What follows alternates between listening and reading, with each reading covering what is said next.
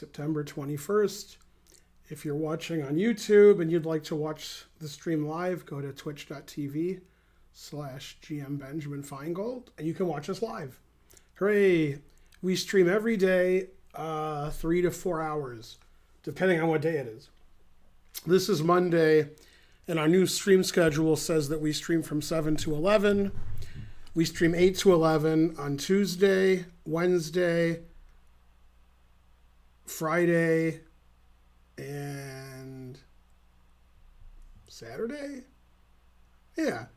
And then we stream 5 to 9 on Sunday, and I'm missing one day. Thursday, we stream 3 to 7. So every day is either 3 or 4 hours, unless I don't feel like it. Then I stream some other times. Karen's coming, but she's busy doing stuff, and she'll get here sometime in the next 20 minutes, I think. Possibly in 30 seconds, possibly in 20 minutes. We will find out, or we won't. Today we have an unusual kind of stream. When Karen streams with me, we like to do stuff together, not just have the usual stream. And the reason I'm sitting sort of to the, closer to the chessboard than usual, is it this way or is it the other way? Which was closer to the chessboard? Yeah, there we go. Is because Karen's going to sit next to me over here. So I moved over, and then she'll fill out the other part of the screen. So today we're going to look at games that were played by strong players in tournaments in 2 different openings. Probably the 2 openings that Karen gets most often, the London when she's white and the French when she's black. Obviously, other openings happen in her games, but those are the most common. And I found games where I thought the players were good and the results favored the side that she played. And we'll take approximately 15 minutes per game, and that'll get the 4 hours of the stream happening and such, mainly and such. Yeah. I am going to stream later, Honky Blood. I'm streaming 7 to 11, so you can watch those videos and start watching the stream later.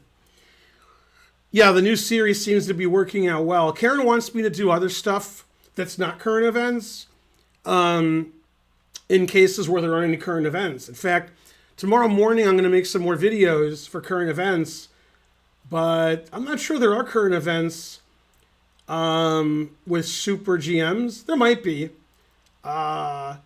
And if there's not, Karen thought I could do like a classic games kind of stream also. Since the videos are about 10 minutes long, I could look over some game from 50, 100, 150 years ago, like I've done in the past. So that might be another series of videos that'll be interspersed with the current events.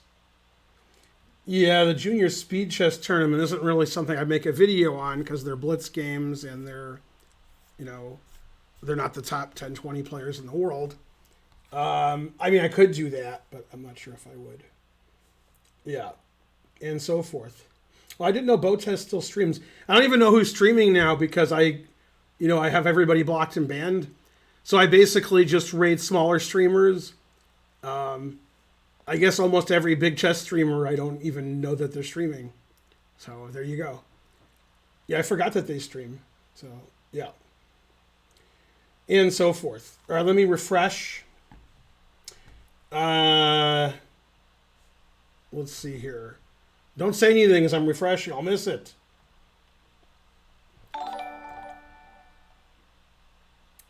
Okay.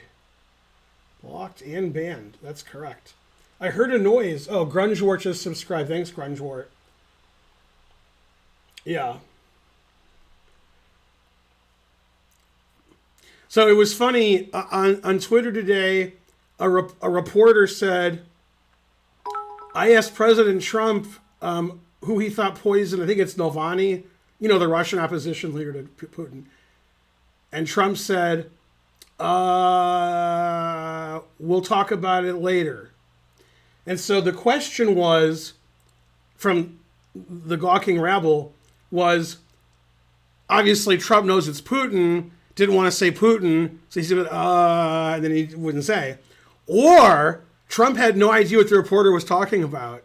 Who poisoned this guy? And Trump's like, who? So Trump went, So nobody knows if Trump had no idea what the guy was talking about, or Trump didn't know what he was talking about, knew it was Putin, and then couldn't answer. That's funny. I'm actually not sure. I was sure he knew it was Putin, then I was like, wait a minute, maybe Trump didn't know what the guy was talking about. That's also funny. If Trump knew him, he'd claim he hadn't heard of him. Ah, that's right.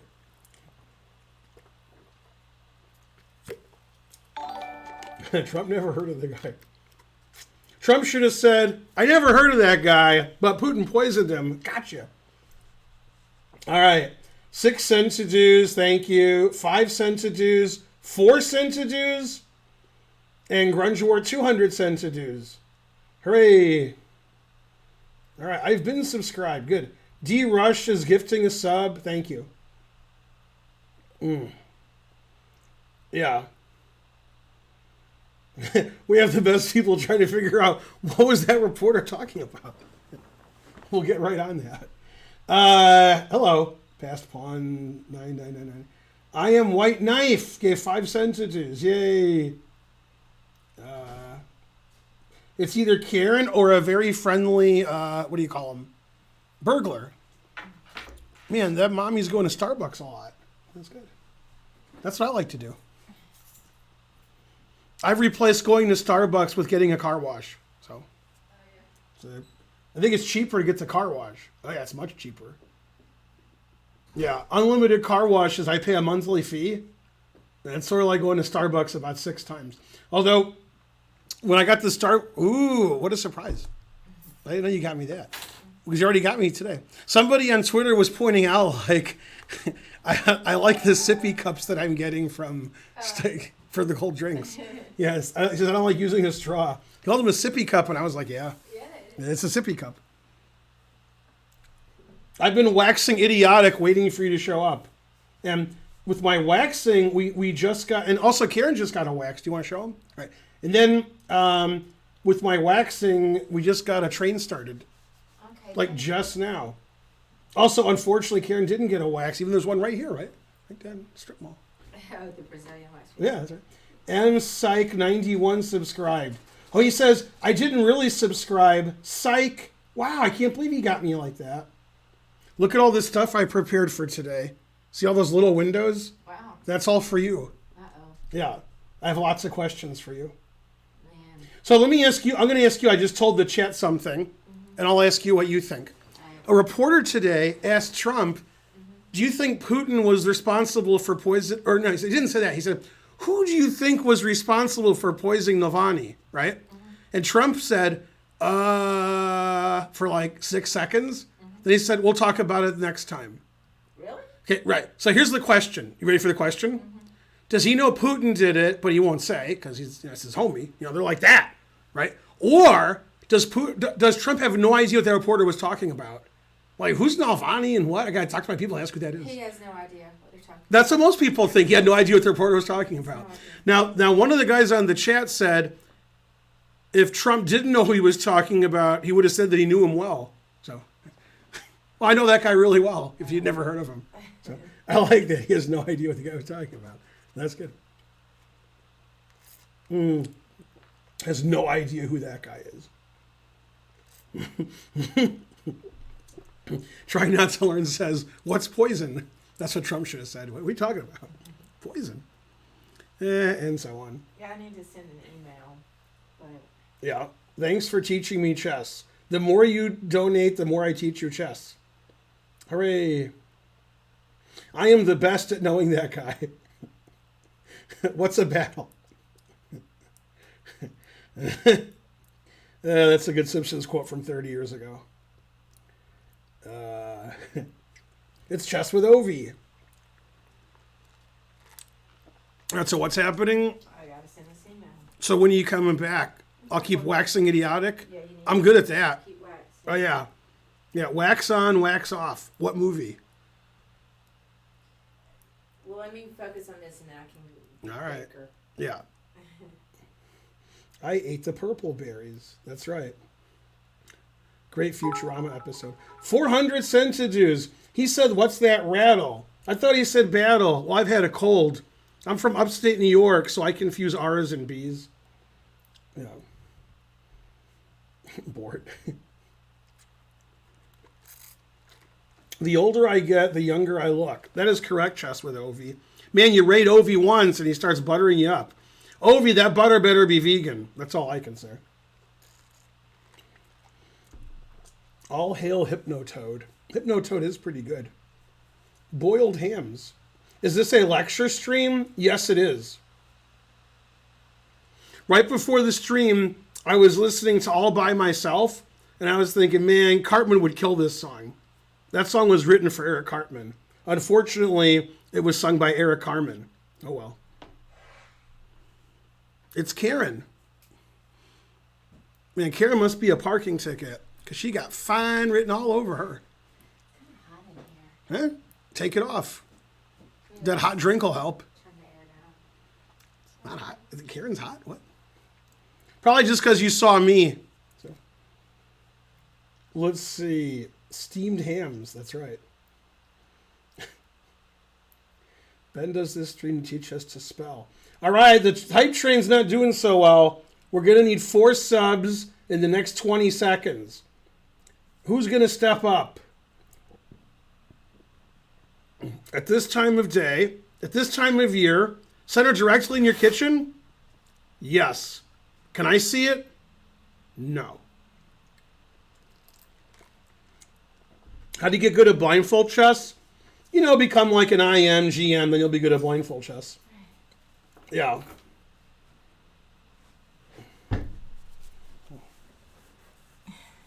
Greetings from Greece. You missed in this part of the country. No, I said it at this time. I did say that, didn't I? 300 centidues. The train has ended. Hey, kangaroo. Well, it says what the stream is in the name of the stream, so you don't have to bet or anything. Yeah. So we have 8 games in the London and 7 games in the French. Okay, good. Yeah. So you've been to London and you've been to Paris? Mm-hmm. Which do you like better? Paris. That is correct. I've been all over France. Yeah. Mm-hmm. Did you see London? Did you see France? Can I see your... Oh. Okay. Now, yeah. 200 centidues, Grunswart. Karen has the nicest shirts. And where do Karen's shirts look the nicest? Thank you, Flanders. On our bedroom floor. All right. Let's see. London is terrible. That is correct. Okay. I like London. You know, kidding me? I dated a French. I did something horrible to her. It is quite a funny story. Does sound funny. Those aren't merch shirts. I'm wearing a merch shirt. Chess with Ovi gifted a sub. Yay. Go Chess with Ovi, but Hey, don't leave. Chess with Ovi. Yeah. Okay, now, what I decided to do for no particular reason was to show you the games in chronological order. Mm-hmm. Okay, now, this game is Kasparov versus Kengis. Okay, and this was played in 1977, which means one thing. How old was Kasparov? Obviously, there's 2 possible answers because we don't know if he hit his birthday yet. But it's one answer is more likely than the other. Well, I'm gonna have to guess. That's correct. 24. You got the 4 right. 14. Oh, 14. Okay, now it's possible he was 13, but since his birthday obviously is March 13th, I'm sorry, April 13th. March 13th? April 13th. Probably he was 14, right? Now there's a very famous game Kasparov played in 1976 when he was 13 against the Armenian player Simbat Laputian. And during the game, Laputian was on the phone, which was legal in 76 because it wasn't a cell phone. And he was calling Wheel of Fortune trying to buy a vowel for his name, but they wouldn't give him a vowel. Did you know that? No. Yeah. Now, Simbat Laputian, his first name, are you sitting down? I'm sitting down. I'm going to spell it for you. Then you're going to look at me funny. You're going to think like I typo with my mouth. Ready? S-M-B-A-T. Or how do you say it again? Sbat. Oh. S-M-B-A-T. Actually, it spelled like it's your Now, his second name, if you didn't like that one, starts with L-P. What am I, a broken record? Nobody? LP? Yeah. Now you know why he called Wheel of Fortune, tried to buy a vowel. Anyway, Laputian Kasparov, which is a King's Indian, is a very famous game because Kasparov was 13 and he sacked all his pieces and he saw 100 moves ahead and he won an endgame, a winning endgame. Now this game he was 14 and he played your favorite opening. I moved the thing over here because you're quieter than me a little bit. All right, what are these guys saying? Yeah.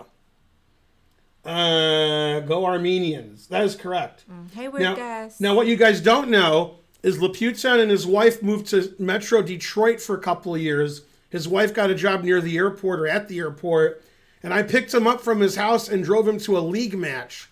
In Detroit, there used to be something called Metro League where all the teams show up. Sometimes it's rated, sometimes it's not. And I figured he didn't know anybody in Michigan, but there's chess players, so somebody's got to speak Russian or Armenian or something. And there was, right? Okay, and then somebody's board one didn't show up on one of the teams. They said, do you want to play? He's like 2650 FIDE. And he's like, all right. And he played Ray Stone, who's a 2350 FM from Windsor, and Stone crushed him. Crushed him. All right, so Laputian 0 out of 1 in Michigan. Okay, so Kasparov's white. So what opening will it be? I don't know what he plays. Right, we're only doing 2 openings today. The London? The London, and when we stop doing the London, we're going to do... The French. Right. Well, you said you were going in chronological order, so Right. I didn't know if that... We're doing We're doing chronological order of the London. When we're done, then we'll do chronological of the French. Oh, I see. Okay. So Kasparov's white because I said so. Okay. There's some kind of lag? No. Well, I trust Catface. No.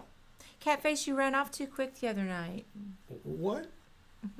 Yeah, no, there's no lag. All right. Okay. Bishop F4.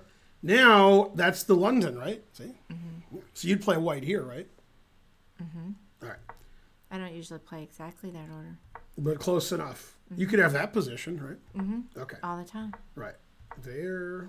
Man, look at it. Kasparov plays like you. No wonder he's good. You've had white in this position every game your whole life, probably.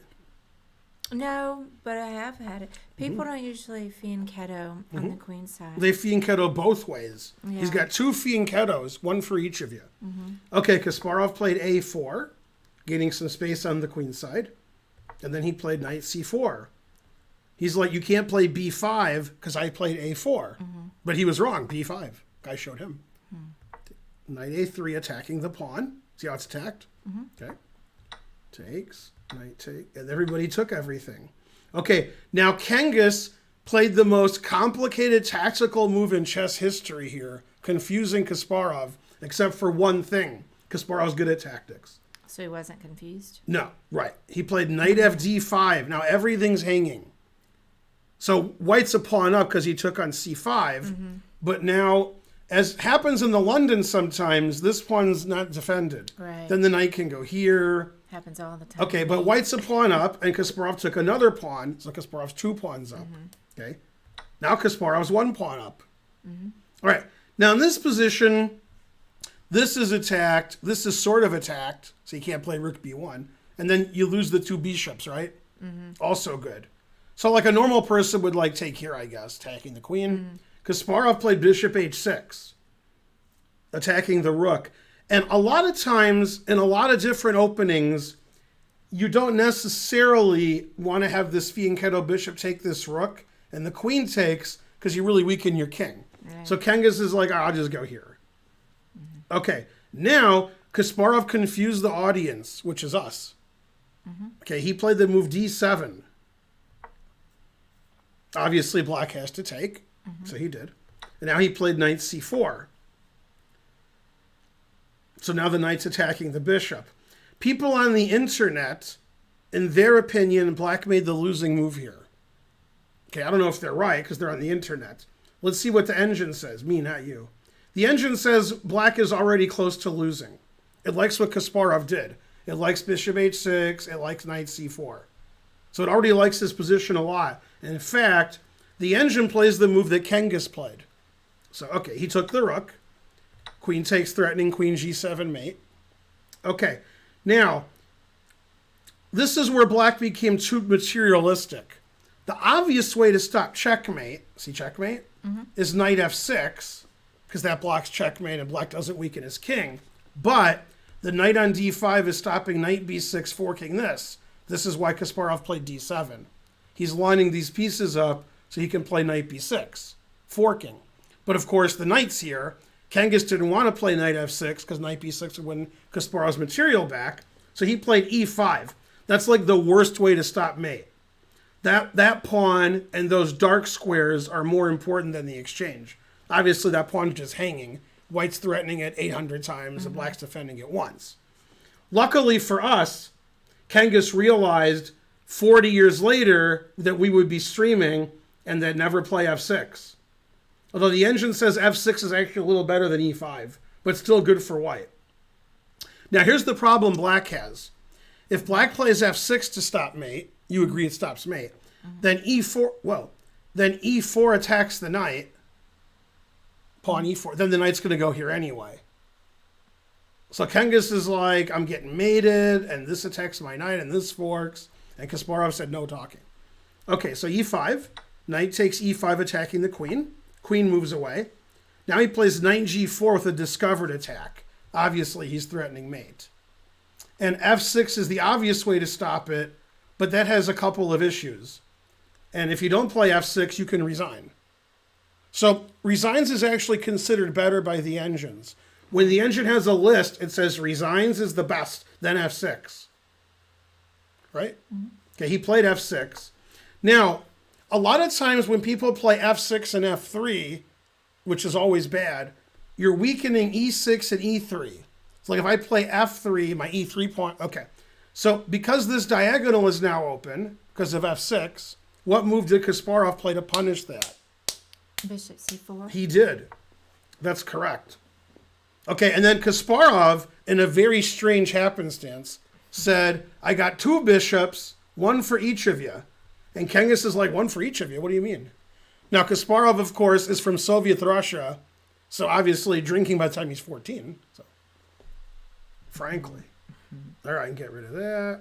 All right, let's see what the chat is saying. All right, good chat, except for one thing. All right. Let me see what they're saying. You know, you've never seen such nonsense. Hey, Ivysaur, I keep thinking of that too. Genghis Khan. He said Genghis Khan. I know. Terrible. Okay. And what's funny is our terrible senator, Loeffler, she said, I'm more conservative than Genghis Khan. She said that today. Yeah? Yeah. Yeah. And then the reporter said, you're crazy like Fox News. And she said, thank you. Okay. So now, black made a move that you would never consider in your life. But it doesn't matter because the engine says Kasparov's like plus 10 because he's getting killed 6 ways from Sunday. So he played rook f8 defending that f pawn. Okay, he's like, if you take my rook, then your bishop won't be there to mate me. So then I give the exchange back and I'll be safe.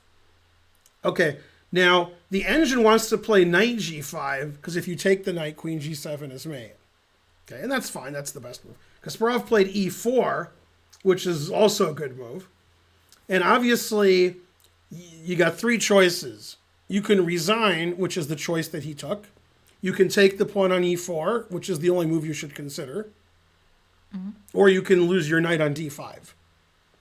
So if you resign, you won't lose your knight on d5. If you take the pawn on e4, you won't lose your knight on d5. Otherwise, I'm going to play pawn takes knight on d5. And I'll be up material and mating you and pinning you and stuff. So he chose to resign. But if you don't resign, you have to take that. Okay, that's fine. Now, the engine doesn't like that move. That's why he resigned. Because you see how the knight's pinned? So you play knight f6 check, forking the king and queen. You can't take with the knight because the knight's pinned. So you have to take with the rook. You agree. Okay, and then queen takes. You see how the knight's still pinned. And now I'm threatening mate. The best way to stop mate is to resign. That's the engine recommended move. Do you see another way to stop mate? Resign, stop mate, because the game's over, so he won't mate you. I mean, other than giving your queen away. You still get mated. I take your queen, then I mate you. Well, Right. you can take the... Oh, there's a pin. I don't know, can you... I don't see how to do it. Oh, you can move. No, I don't see how to do it. Right, he resigned. Oh. Yeah. You could go here, that's give stuff's her- made, but then I take it because your knight's still That's what I pinned. just said. That's funny, right? That's what giving your queen away means. Right, then you get mated anyway. Yeah. Right. Right. I don't so, see anything else. So instead of any of that, after e4, he just resigned. Mm. Now, White played pretty well that game. White was activating his pieces and sacking the exchange and checkmating his opponent and plus 10 and all that. And Kasparov was 14. Mm-hmm. Pretty good. Well, that's pretty good. Yeah. How old was Kangas, nobody knows. Yeah. You're still waiting on Ben to run for president? Keep waiting. That's not going to happen. Yeah, you wouldn't play bishop takes d5 because the bishop is pinning the knight. So then the knight would take, and your analysis would be shallow and pedantic. When pieces are pinned, you don't have to take them; they're pinned. So you don't want to trade off a piece that's pinning a piece for a piece that is pinned. Yeah. Do pins work on GMs too? Kangas was a GM, but I don't know if he was a GM in 1977. Okay, but he had a cool name. Mm-hmm, All right. did. Also, he had a cool hat. Do you know what his homies agreed to? A cool hat? Yeah, they agreed that he looked good in black. Amish Paradise. Weird Al. Oh. All right. Wait, what happened? That's it. He resigned. No, I just said. Okay, next game. You're so next. All right, the next game was played in 1980 in Maribor for $1 trillion, Karen. Mm-hmm. What country's Maribor in?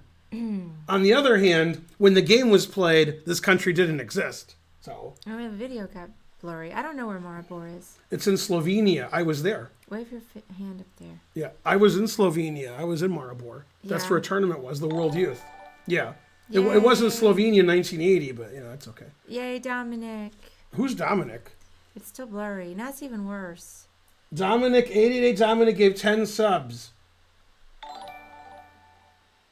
Darn. It's terrible. Fixed. I don't see it. Fixed. Takes a minute. Yeah. That is worse. I can tell you how to fix it. Yeah, that's bad. Yeah, what's going on? You can just change it to the Mhm. webcam. The So built-in then go web- back? Yeah, and then it briefly looks weird. That fixes it.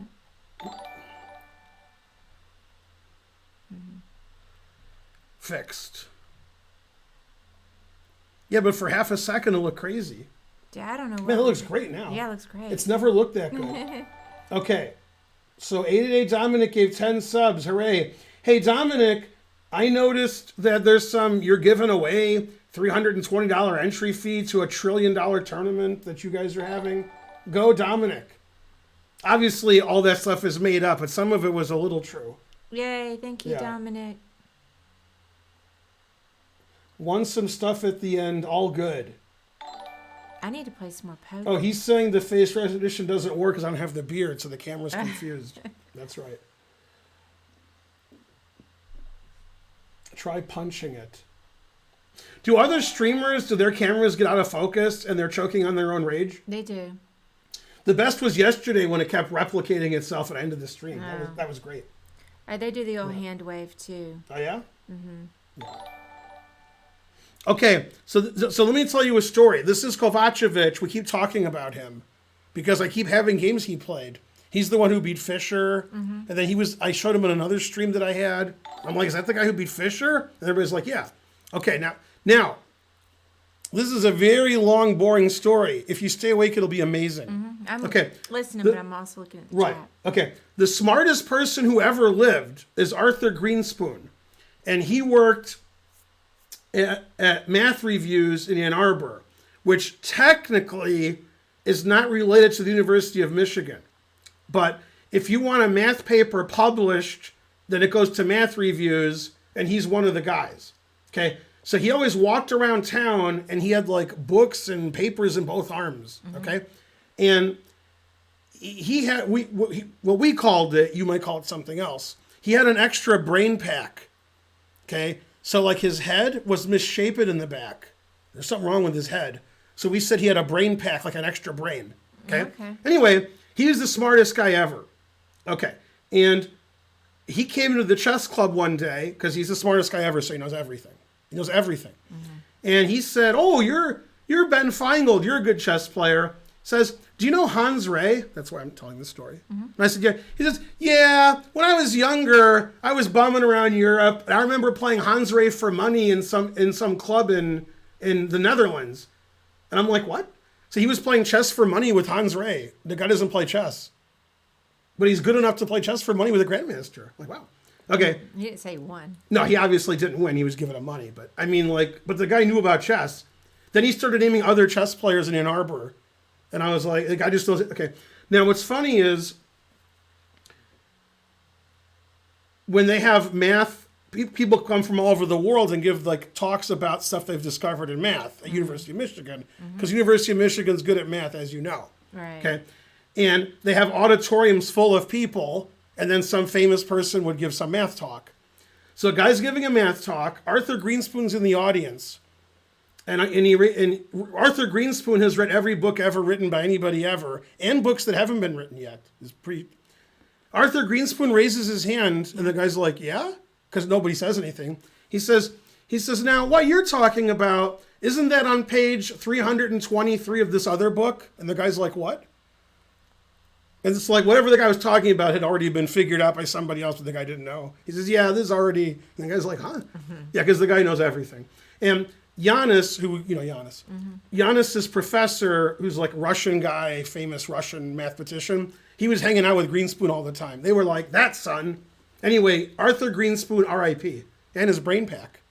Okay, now we got Hans Rey here. He's a Dutch grandmaster, which in the 70s, 80s, and 90s was the equivalent today of a British grandmaster, if you know what I mean. Do you know what I mean? Yeah, you know what I mean. Maybe. Yeah. So, suspicious grandmaster. That was a long story. Yeah.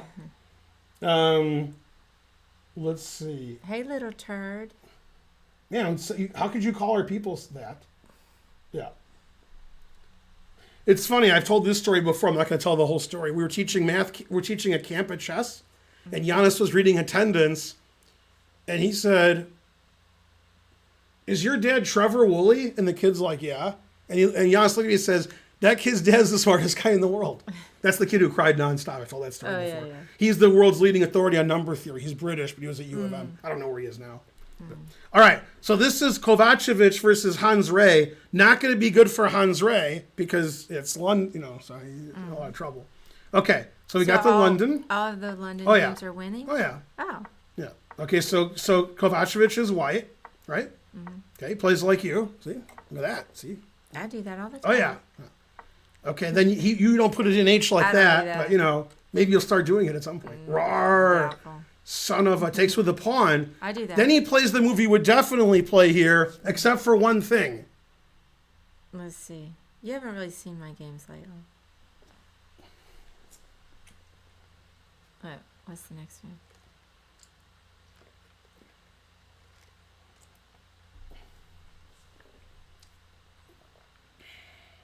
$101 centidues from Ztor03. What are people saying? Nothing. Terrence Howard. What about Terrence and Philippe? You are a Dutch master. God damn. Does that mean you're like 1,200? Oh, snap. Morazzi's Ghost says Korchnoi sucks. We have some Korchnoi games coming.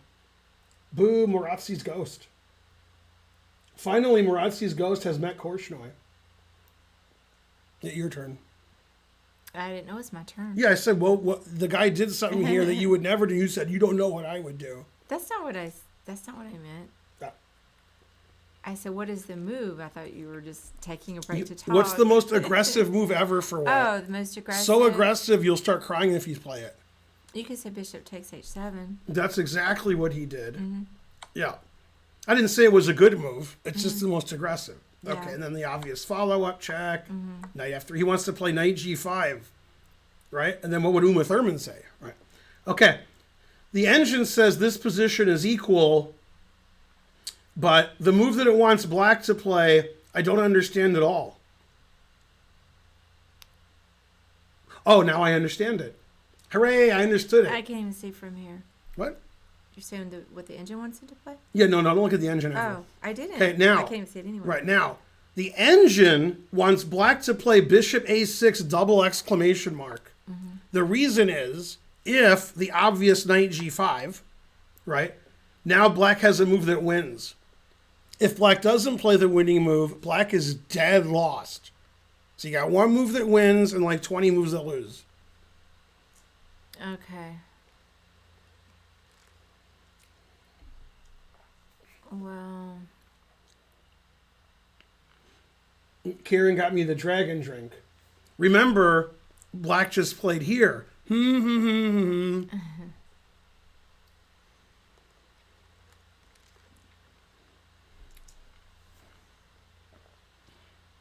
know what that means. Oh, well. That's right. And actually, Spencer talked to me about this with regards to the Greek gift. Mm-hmm. That if you have a bishop up on that diagonal, Mm-hmm. that it stops the Greek. Lucky for gift. you, that gift don't work. Right. So, yeah, bishop d4. Close enough. Or right. d3, sorry. Yeah, and then black's winning. Because, yeah. Okay, so now after bishop d3, white should play rook d1, stopping bishop d3. Mm-hmm. Okay. Now in the game, Hans Ray played f6, breaking a very important rule. Don't ever play f6. Never play f6. Yeah. Okay. Knight g5, continuing his mating attack. You agree that that would be annoying? Mm-hmm. Okay. So you have to take. Okay, and then you see the queen and rook have a big attack there. Black's up 2 pieces, but is very dangerous. Mm-hmm. Now, if it was white's turn to move, and it's not, probably g6 would be the move. Then there's no way black could escape that mate, right? Okay. Mm-hmm. So black played the best move. The engine recommends this move. Rook f5. That stops g6. Mm-hmm. Okay. So queen check. The king has to move. King f8 is very bad. He didn't play king f8. Because queen g6 with the idea of rook h8 mate. Rook h8 mate is easy to stop except for one thing. Okay, so he played king f7. That's better. g6 check. You can't play king f8 because checkmate. So you have to play king f8. Okay, now he's setting up for the next game. That's good, right? He's all ready to set up, play another game. Okay, queen takes g7. And queen takes g7 doesn't necessarily have a huge threat, but he's just like, I'll take that. I'll queen my g-pawn. My rook will go to h7 or h8. And because there's not a really obvious threat, black can make basically any move. But according to the engine, you can't make any move. You got to be careful.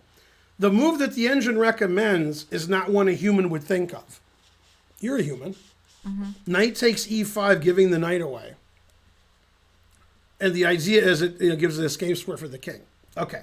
He played bishop f8, following my rule. Always play bishop f8. Mm-hmm. Queen h8. Now he wants to play g7, g8 queen. That's an annoying threat. Okay, he played the engine move, rook g5, trying to stop the pawn from queening. Mm-hmm. Okay? Queen g8, threatening queen f7 checkmate. So the attack rages on. Knight takes e5 is the engine move, stopping queen f7 mate. Bishop takes, threatening queen f7 mate. King d7. This is all the engine agrees with all these moves. Okay, so black gave a piece away, but black was already 2 pieces ahead. So now black's 1 piece ahead, but obviously his position a little iffy. Okay, no. All right, so rook h8. The engine likes that move too. Pinning the bishop and getting more pieces into the attack. Bishop b7, that's fine. Queen h7 check. And in this position, black resigned, and the engine agrees that black is white's +5, +6. Okay. Now, here's the question. Mm-hmm. Okay. If he didn't resign and played the obvious move to me, okay, queen e7. Okay? White has one way to win here. If you don't play the winning line, you're not winning. What's the winning line for white? Now, he resigned instead of playing queen e7 because the winning line's really winning. And he saw it. He figured his opponent would see it, so he resigned. Let's see. One way to win. Maybe bishop f6. That's correct. Yeah. Ain't no maybe about it. Okay. Now you're threatening the queen. The only way to save the queen is queen takes queen. Mm-hmm. There is no other way. Okay. Do you take with the pawn or the rook? It's not a trick question. One of them wins and one doesn't.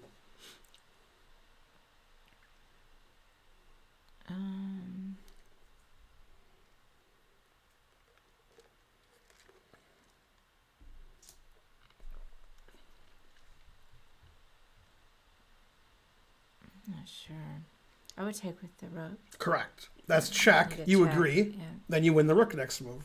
Mm-hmm. Then you're up all kinds of material exchange and 2 pawns. Yeah. And the engine says like +7.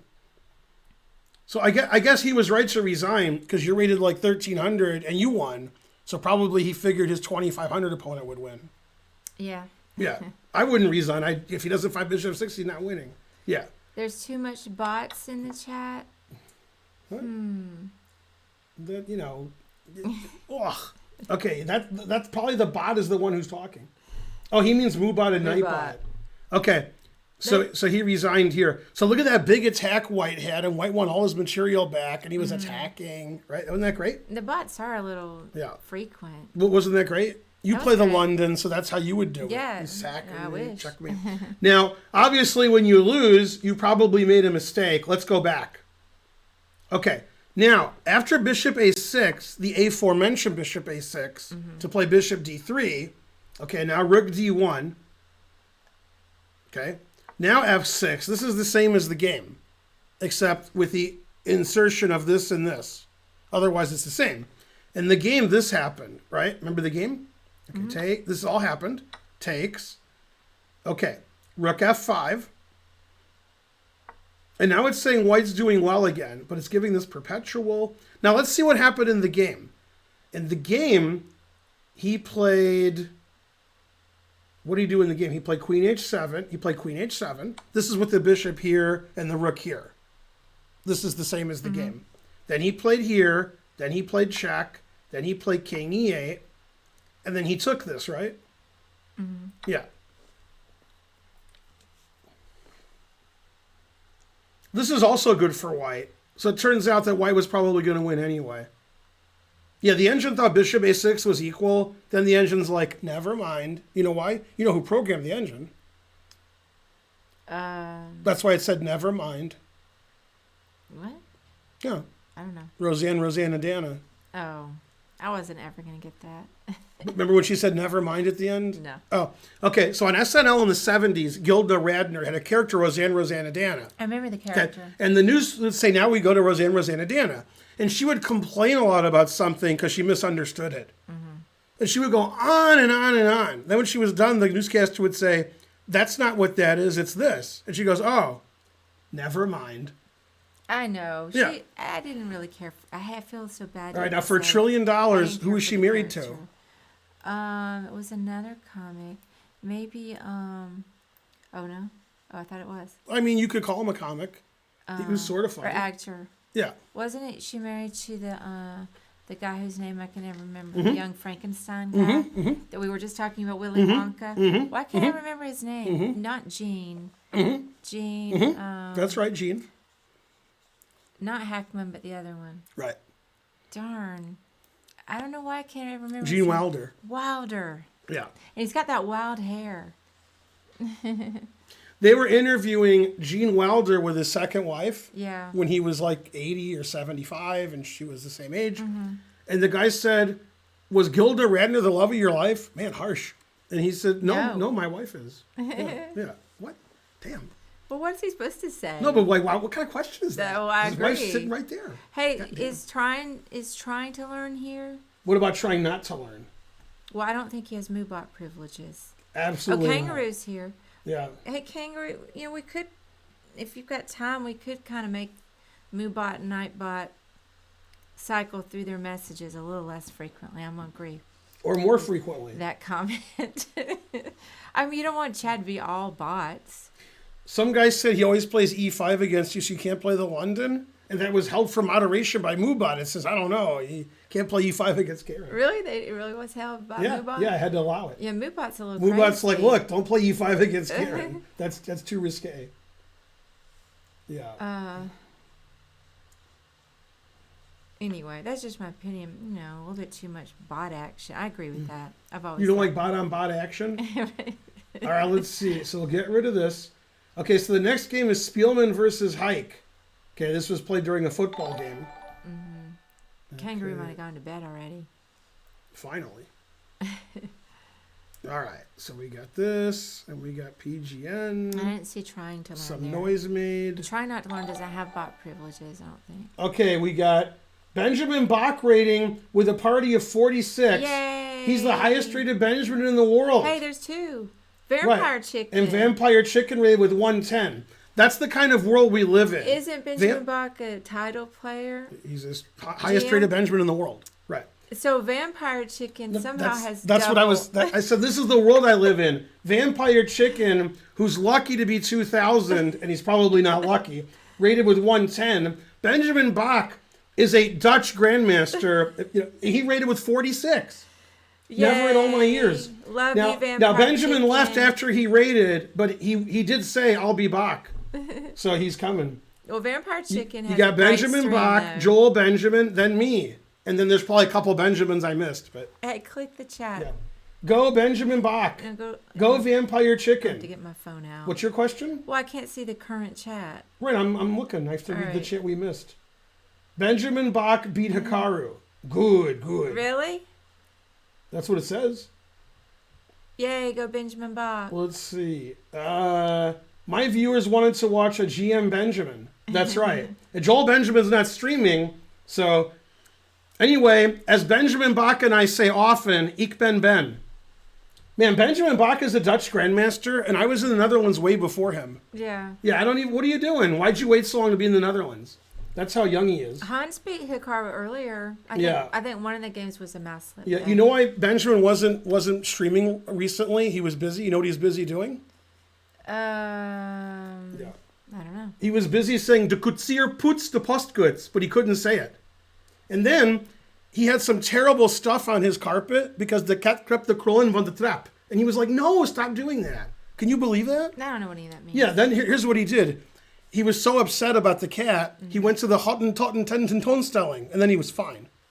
Yeah. Yeah, that's fine, Kangaroo. It's not urgent. I was just noting the bots are a little. It's all about the Benjamins. Yay, And the Benjamin bots. Bach. First time raid.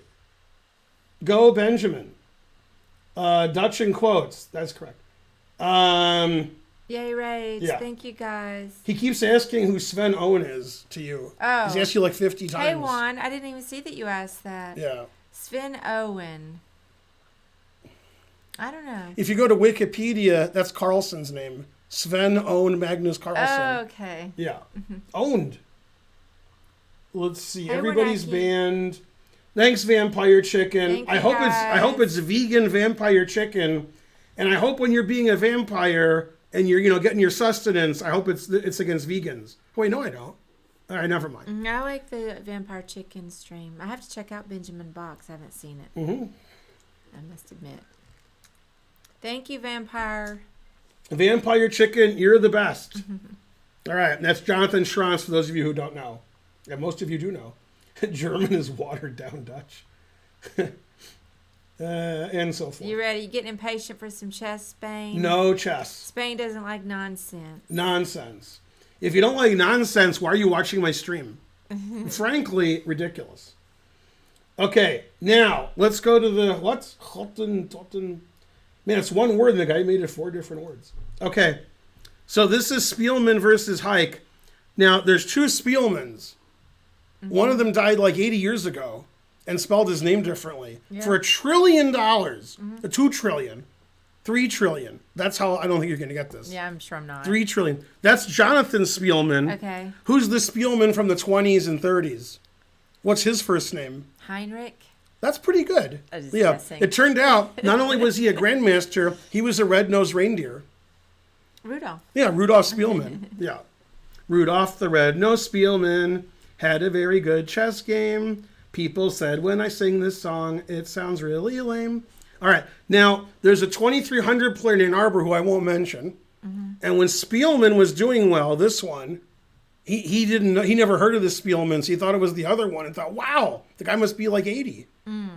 First of all, he would have been over 100, and he died like 70 years ago. So very suspicious. Why won't you mention who the 2300? Well, I don't want to make him look bad. Okay, now, they'd never heard of him anyway. Oh. Okay, so Jonathan Spielman was a candidate for the World Championship and top 10 in the world. And in 1988, at the World Chess Festival, he played a candidates match with Yasser Seirawan. And the score was 4.5 to 1.5 for Spielman. Okay, so go Spielman. Also, Spielman's a vegetarian, but I don't think he's a vegan. Maybe. Could be. Okay, so Spielman's white. He transposed into what you do. Transpose. Right? So you'd have white here. Sometimes. Yeah. Sometimes I Look have at to you. play the other night first. Bishop h2, always retreat. That's pretty good. He played c4 and knight c3, which you would do against these double fianchettos sometimes. I don't usually retreat my bishop until I need to. Right. Take, attacks the bishop. So very boring, trading everything off, right? Okay. Queen a4, rook c1. So not interesting at all, just equal position. Okay, he says, excuse me while I get in there. Rook a7 sort of passive. White's sort of playing like me, boring, trading, nothing's happening, equal. Okay, now White played an exciting move. He played b4. Probably he didn't know the en passant rule because he's sort of an older GM. So they traded. He's a British GM. So, no. Okay, now Spielman doesn't count as a British GM because between like 1975 and 2015, there were like 6 actual GMs from Britain who were like really good, and he's one of them, right? There's like Spielman, Nunn, Miles, Short. Man, I'm running Michael Adams, and then that's about it. Okay, and he's one of them. He was a candidate, and he Olympic team. I'm not making fun of Spielman. Spielman was like 2670 FIDE, so he wasn't kidding. He was kidding a little bit, but not too much. Okay, takes with the knight. Probably e takes d4 wasn't very good. Now he wants to take his own queen because that forks the queen and rook. So it's worth it. See, when you put all your pawns on dark squares, even though they're blue, now the white squares are weak. So the knight's coming on the white can infiltrate on those squares because there's no defense. Does black have a white squared bishop? Ish don't think so. And that's why Spielman played knight d2, bishop f3. Then he can infiltrate on these squares because there's no bishop here. So a good play by Spielman. Okay, now here White plays the engine move because they must have known I was going to stream in 20 or 30 years and always retreat. Knight b8, kicking the queen out. Recommended by Breyer, right? Yes. Exactly. And Benjamin Bach says he's in the U.S. now. Where do you live? Benjamin Bach's in the U.S. It's 99% he's in St. Louis. Oh, he's visiting. I thought he maybe lived there. St. Louis. Do you live there, or you're just St. Louis? That means in residence? Yeah, St. Louis. Well, the way he phrased it, He's hanging out probably with the chess bras, and he's hanging out with some other bras. Yeah. Yeah, it's a nice chess club. I've never been to the St. Louis club, and I heard it's nice. Yeah. You're a student here, so he's either at Webster or at St. Louis University.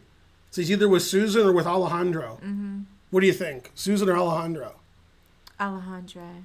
I'm gonna go with Susan. Yeah, you were right. He's with Alejandro. Yep. He seems like I shouldn't call his name Alejandro. Kind of guy. Yeah, man, Alejandro knows all the Benjamins. Damn, he's got a lot of Benjamins too. Alejandro. WashU, that wasn't one of the options. I have a few bras. Yeah. No, the options were St. Louis University. Yeah. That got deleted. Now, this is funny. Even though he goes to St. Louis, he has to know this. This is for $1 trillion. If you're on the sports team at St. Louis University, right, then what are you?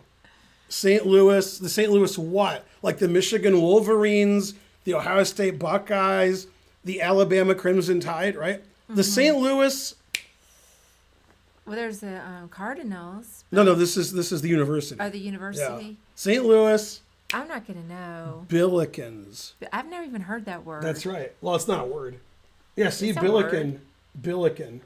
No, they made it Is up. it a made up word? Oh, yeah. The Billikens? Yeah, they just made it up. Yeah. All right. All right, good job, Ben. You're in St. Louis and you're still alive. Good job. Okay, now let's go back. Never going back. He retreated. The engine wants to play Queen D5, right? But always retreats. So he retreated all the way. Queen F3. Okay, that's safer. Okay, Rook A3. The engine doesn't like that. It likes Rook A2, the rook on the 7th rank. Okay, now this is a tactical mistake that nobody would ever punish, except Spielman, because he's pretty good. You see how the rook's on the pawn, so the knight can't move? Mm-hmm. And then Spielman said, Ish don't think so, and played knight b5, undefending his b pawn. Mm-hmm. And the guy's like, what? And then he played queen b7, and this pawn's indefensible. You see how I'm attacking it? Mm-hmm. Right. Now I have another threat, which black obviously didn't see. Okay, because if he saw it, he would not have played the move that he played. So probably Heike was thinking, queen takes c7, knight takes c7. But actually, if it was white's turn to move, white has a move that ends the game. But Heike didn't see it. Also, I'm probably pronouncing Heike wrong, but that's okay because he got crushed. Mm-hmm. So he probably wants me to pronounce his name wrong. I mean, you could also knight takes d6. That's correct, but you have better than knight takes d6, but you're right. Mm-hmm. But you're right. Take on d6 with something else. Oh, the bishop. Yeah, because then you skewer and such, yeah. Right?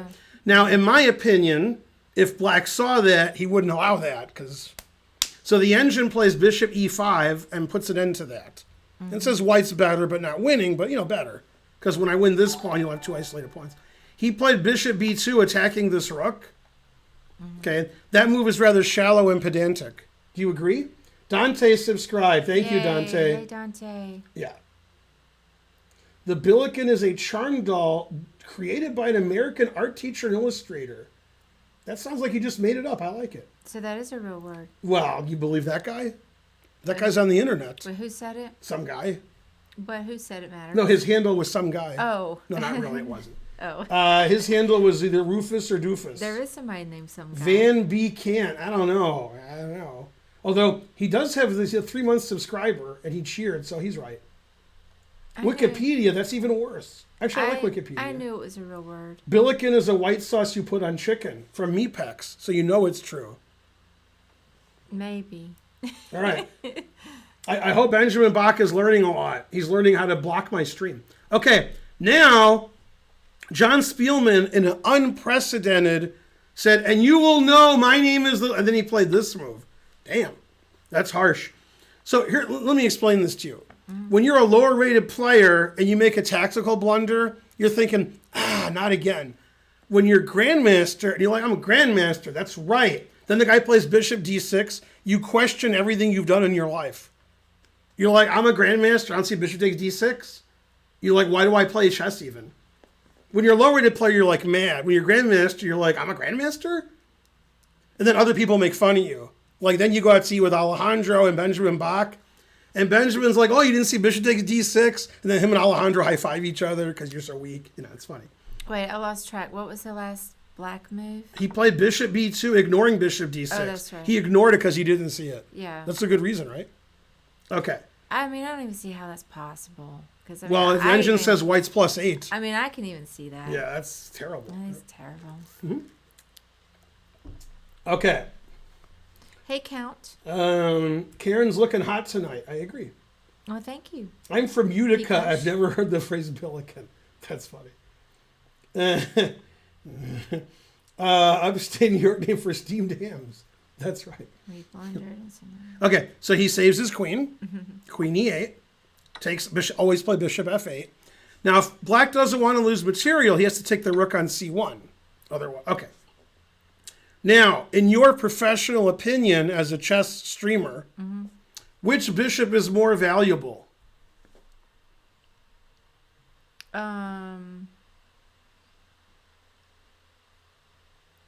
Let's see. Well, they're dark squared. Is there a weak? I mean, based on the position you based see, on the which one, like that position. bishop looks better here than the other bishop. That's doing more, etc. You should say the blue bishop. Yeah, can you unhighlight them? Oh, yeah. Does I highlight a hate word? That. Okay. Let's see. Which one is more valuable?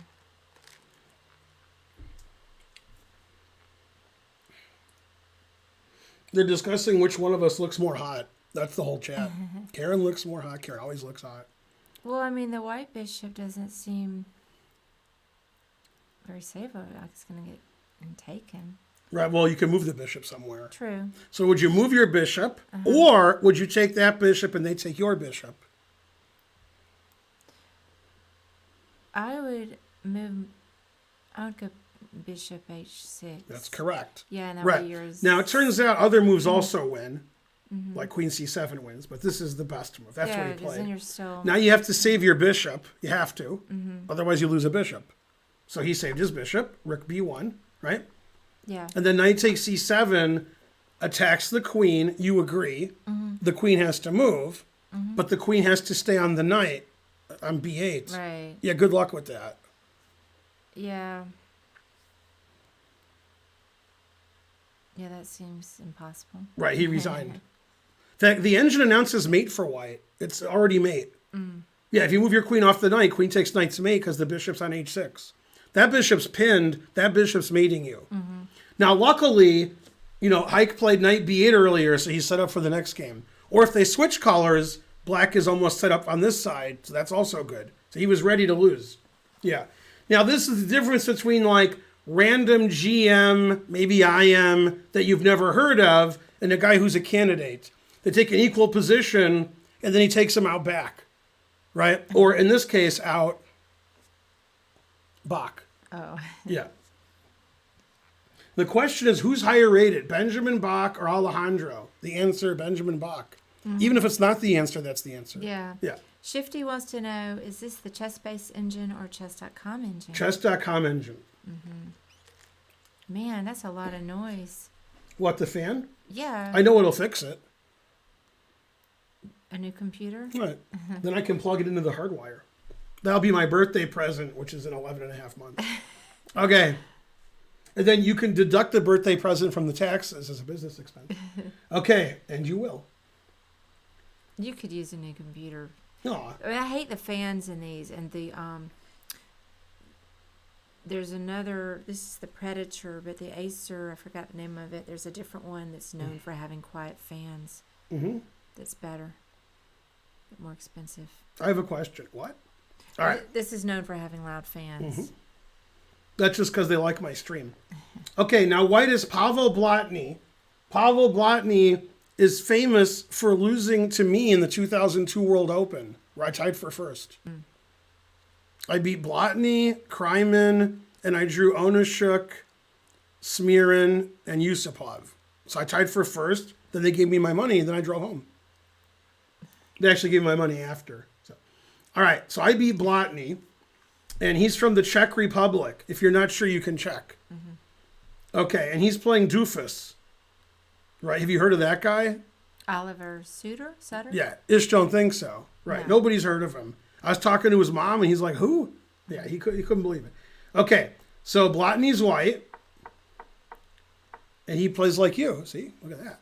Great. See how he's playing like you? Yeah, it's the London.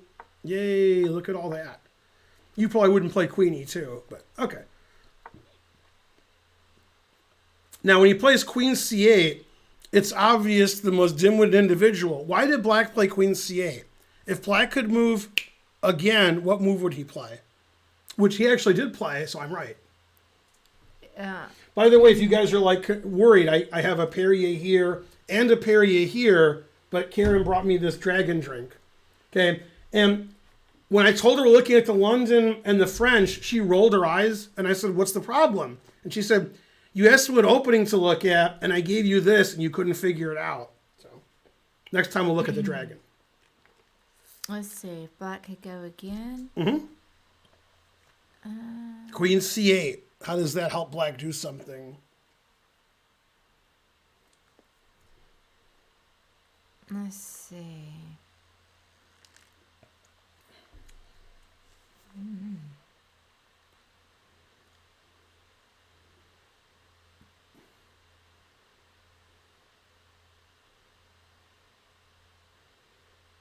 I'm not sure.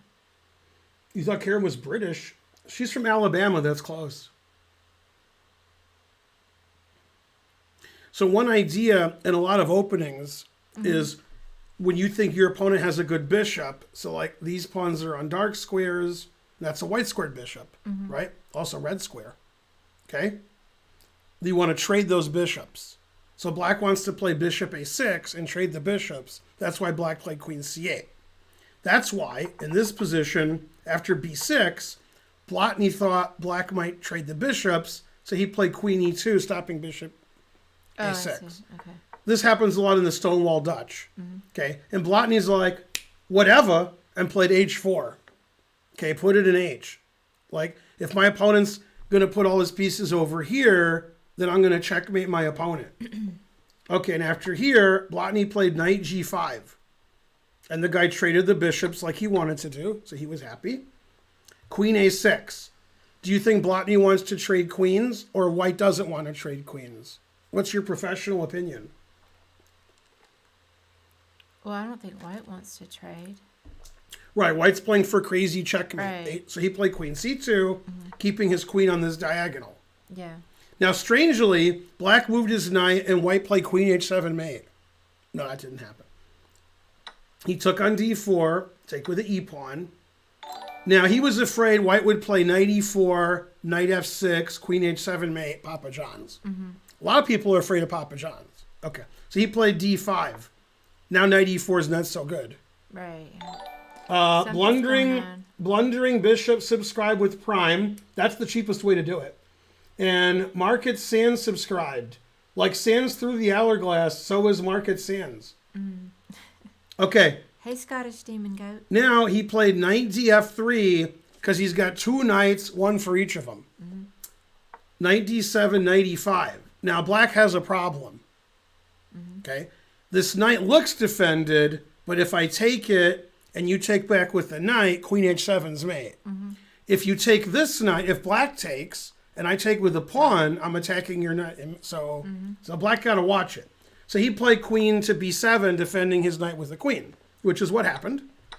And then white wanted to remove the defender of the h7 pawn, which is the knight on f6. So what move did white play to initiate such?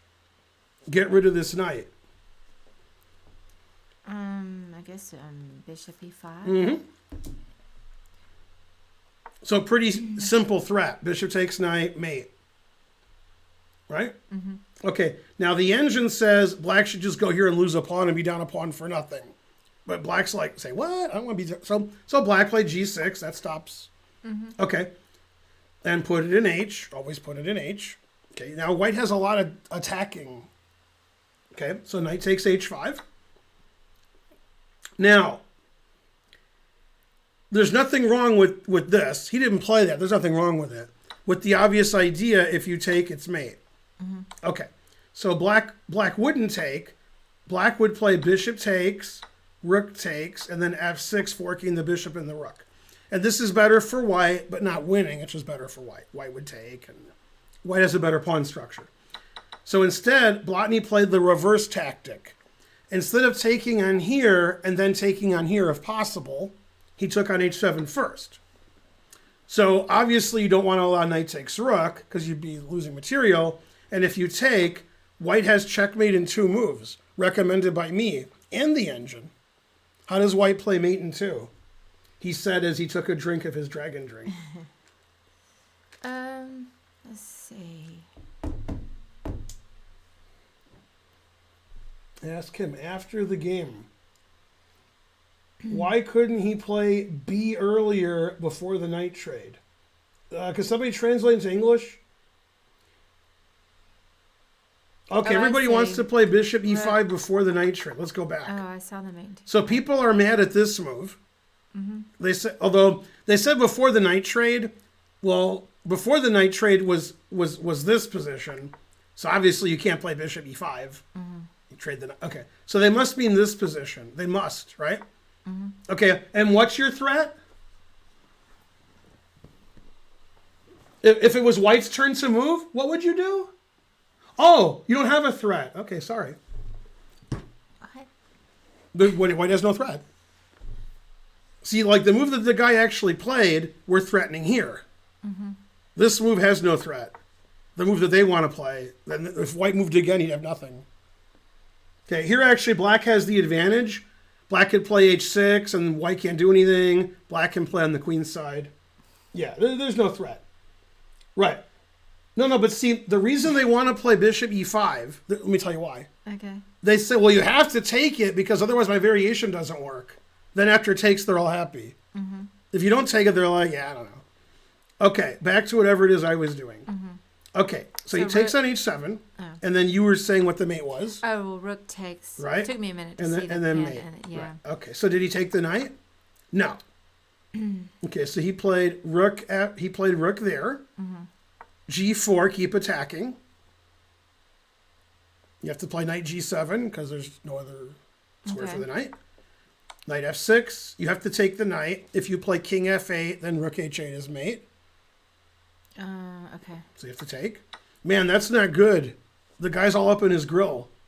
So this is good for white. This is good for white. Now, white sacrificed a lot of material to get this position. How much did he sacrifice? Oh, I don't know. Nothing. Oh. Right. This is equal material. Oh. But you can see white's killing it. Yeah. Okay. Now, material's equal. And what's the engine evaluation? I can't see it very well. Let's see. Oh, 11. Plus 11. Plus 11. The engine move, are you sitting down? Yeah. Is queen d8, giving the queen away. That's the best move. Otherwise, you're going to get checkmated 6 ways from Sunday.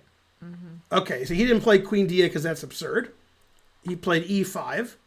Okay, now white wants to get the queen to the h file because I said so. White has 2 moves that are equally good at getting the queen to the h file. He played one of them. See if you can find it. Yeah, white wants to get his queen to the h file. Right. All right, so let's get going here. Can you undo the blue? Aren't you a Michigan fan? Oh, you're an Alabama fan. Okay, just a second. Okay, there you go. I hate that. Yeah, Alabama, that's like the Crimson. There you go.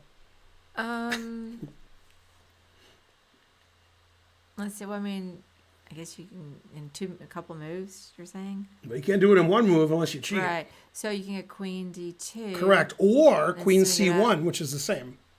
Okay, he played queen d2. Okay, now let's pretend it's white's move. Okay, obviously this move wins. Then mate soon, very soon. Okay, but there's a cooler way to win. Like if you want to impress your friends. Okay. What would that be? This is the normal way to win, but then there's the cool way to win to impress your friends. Oh, I see. You could say rook h8. Right. Rook h8, queen. What's funny is this is probably quicker. Yeah. Okay. But okay. So resigns is the correct move, but he blundered. He played knight h5, not resigning. Terrible. Now this is weird. If you play queen here, that mate is unstoppable. Okay, knight takes bishop. This is still mate, and knight g7. Actually, yeah, I could actually pre-move that. If I pre-move that, it works. But he didn't do that. He wanted to sack because he's a grand. So he played rook h5, threatening rook h8 mate. That mate doesn't make any sense because after here you would still play queen h6 and mate next move. So I'm not sure why he played rook h5. It's weird. All right, after rook h5, the guy resigned, so he knows more than I do. So white had a lot of fun that game. White was attacking and didn't sack anything, and black was like, "I'm Oliver Sutter, so I can't beat foreign, terrible." Yeah. He wanted to demoralize him. Roar. That's right. By the way, the reason we got 10 subs from Dominic and the reason he's watching the stream is these London games, that's how Dominic plays. He's like sack, mate, right? When it works. That's his style. He's like, oh, I like that. I've played him. Right, that's the way I want to play. And then somehow it doesn't work. Well, no, it works out sometimes. Yeah, that is correct. I've played him a couple of times. That's right. Yeah. I don't even remember who won. I think I won once. I don't know about the other one. Go Karen, but stay there. All I know is we have more viewers than Nemsko. On the other hand, she's playing poker. So you're watching the wrong person here, Dominic. I want to play some poker. Yeah, Nemsko's doing poker. All right. Yeah. That was fun. What? Oh, you mean my teaching of this opening? It was fun. The poker. Oh, yeah. I knew what you meant. Okay. And then we got rid of that. The next game is from Anatoly Lane from the National Open in 1993. Now, at one of the National Opens, I don't remember which one, Anatoly Lane had a heart issue, went to the hospital, and had to withdraw. Okay. But he didn't die. He died years later. But it was looking bad. Yeah. It wasn't good. Yeah, Vegas is a tough town. All right. He's playing James Mackey, who I actually know. He's like a 2400 player. Yeah. Okay, now Lane is an American grandmaster who came over from Soviet Russia before you were born. I have a very funny Lane story. So there was a time when perhaps the U.S. and the Soviet Union were not like that, son. Not like now, where, Putin and, Trump are, going shoe shopping and doing each other's nails. But there was a time when weren't too friendly. And Anatoly Lane, the U.S. had to go to Russia for the Olympiad, right? But, they weren't on good terms. Anatoly Lane, you're supposed to have like a visa and a passport and a letter from your congressman, right? And when they got to the airport in Russia, in Moscow, they said, where's your stuff? And Lane said, I got nothing. I don't have a passport. I got nothing. Okay, and the other Americans were like, no, before like the movie, right? Yeah. They took Lane away. And they said, okay, next. Lane was taken away. And they're like, okay, defermions, heroin, whatever. Okay. Then they got the papers checked and the phones and all that. Then when they got to the hotel later, Lane was sitting in the lobby, like smoking a cigar. He's like, your problem was you had passports and visas. That's what he said to them. Oh, really? Yeah, he said, yeah, you guys are no good. Yeah. Yeah, Lane. Well, yeah, Lane's like, I knew what to do. You guys, terrible. Okay, so Lane has the white pieces, and he's playing Mackey. And see, look at that. Look at that London, right? Pretty good, huh? All right. Just like, you could have white, look at that. Queen F3, just like you, attacking. You know who plays like this in the London? Knight E5, Queen F3? Plays it a lot? Peter. Oh, really? Yeah. Donatos? That's correct. Yeah, and Peter likes to play a Queen H3 threatening mate. He loves doing that. Okay, now already Black's doing very badly. White basically has everything he wants. He's threatening mate, his pieces are all out, Black's passive. Okay, he stopped mate, which was the style at the time. Lane said, I got 2 knights, 1 for each of you. So he put his other knight in there. Okay, knight there. He played Queen G3, not computer recommended. Takes. Everybody takes everything. Knight F6. But F6 is a blunder according to the engine. Bishop H6. Knight H5, attacking the queen. Now, let's play the obvious move. Rook E8, because the rook's attacked, right? Okay. Now, white has lots of sacrifices, which the engine doesn't like. Like, I could sacrifice here and here. If I was playing 1 minute or 3 minute, I'd be sacking all day. Probably doesn't work, but the engine says just push this pawn and mate him that way. Okay, these pieces are too strong, too much attacking pieces. So playing H4, H5 at some point is crushing. Okay, also of note is after you're here, we can ignore the king side and play here. Notice how the rook has nowhere to go. Also good for white. Okay, so instead he played knight H5 attacking Lane's queen. Lane moved his queen away. And he blocked with the knight fianchettoing his knight. Now, what's the move in every game that we've looked at so far that white played in this position, which he's played in the previous games, which sometimes you don't play because you're not the most aggressive. Moving the H pawn. That's right, H4. And a lot of times in these games, you'll notice white doesn't castle early because white's thinking, maybe I'm going to do this. Maybe I'll castle queenside. And if I don't, I can castle kingside later. The boring player, because he's old like me, he's older than me, if you can believe that. Jonathan Spielman, he castled kingside. He traded everything off, and he won later because he's old. Right. And that game was like 30 years ago. He was still old. Are you shocked? No. Yeah, he's trying to learn. What? Trying to learn? Trying to learn. Karen was thinking Moobot and Nightbot are too talkative. And then she talked to Kangaroo, and Kangaroo said 999, and then Dominic said 888, and I was getting confused. So we stopped talking about it. All right. He says you're too bored. Stop being so bored. Yeah, well, I mean, I think that Moobot and Nightbot could talk a little less frequently. And then Kangaroo said he would deal with it tomorrow. So if you decide you agree with all of that, yeah, trying to learn. It's not that there has to be less stuff, but maybe less frequent. Then make sure you tell Kangaroo. I was just thinking, what if he does it, then Kangaroo does it tomorrow? Then we'll never. Already fixed it so that he doesn't make it even less. He says less stuff or more infrequent. More infrequent, right? More infrequent. Yeah. Yeah. But don't forget to buy merch. Where's Bob? You know, there might be one or two that can be frequent, but a lot of them are just nonsense, but can come just occasionally. Mm-hmm.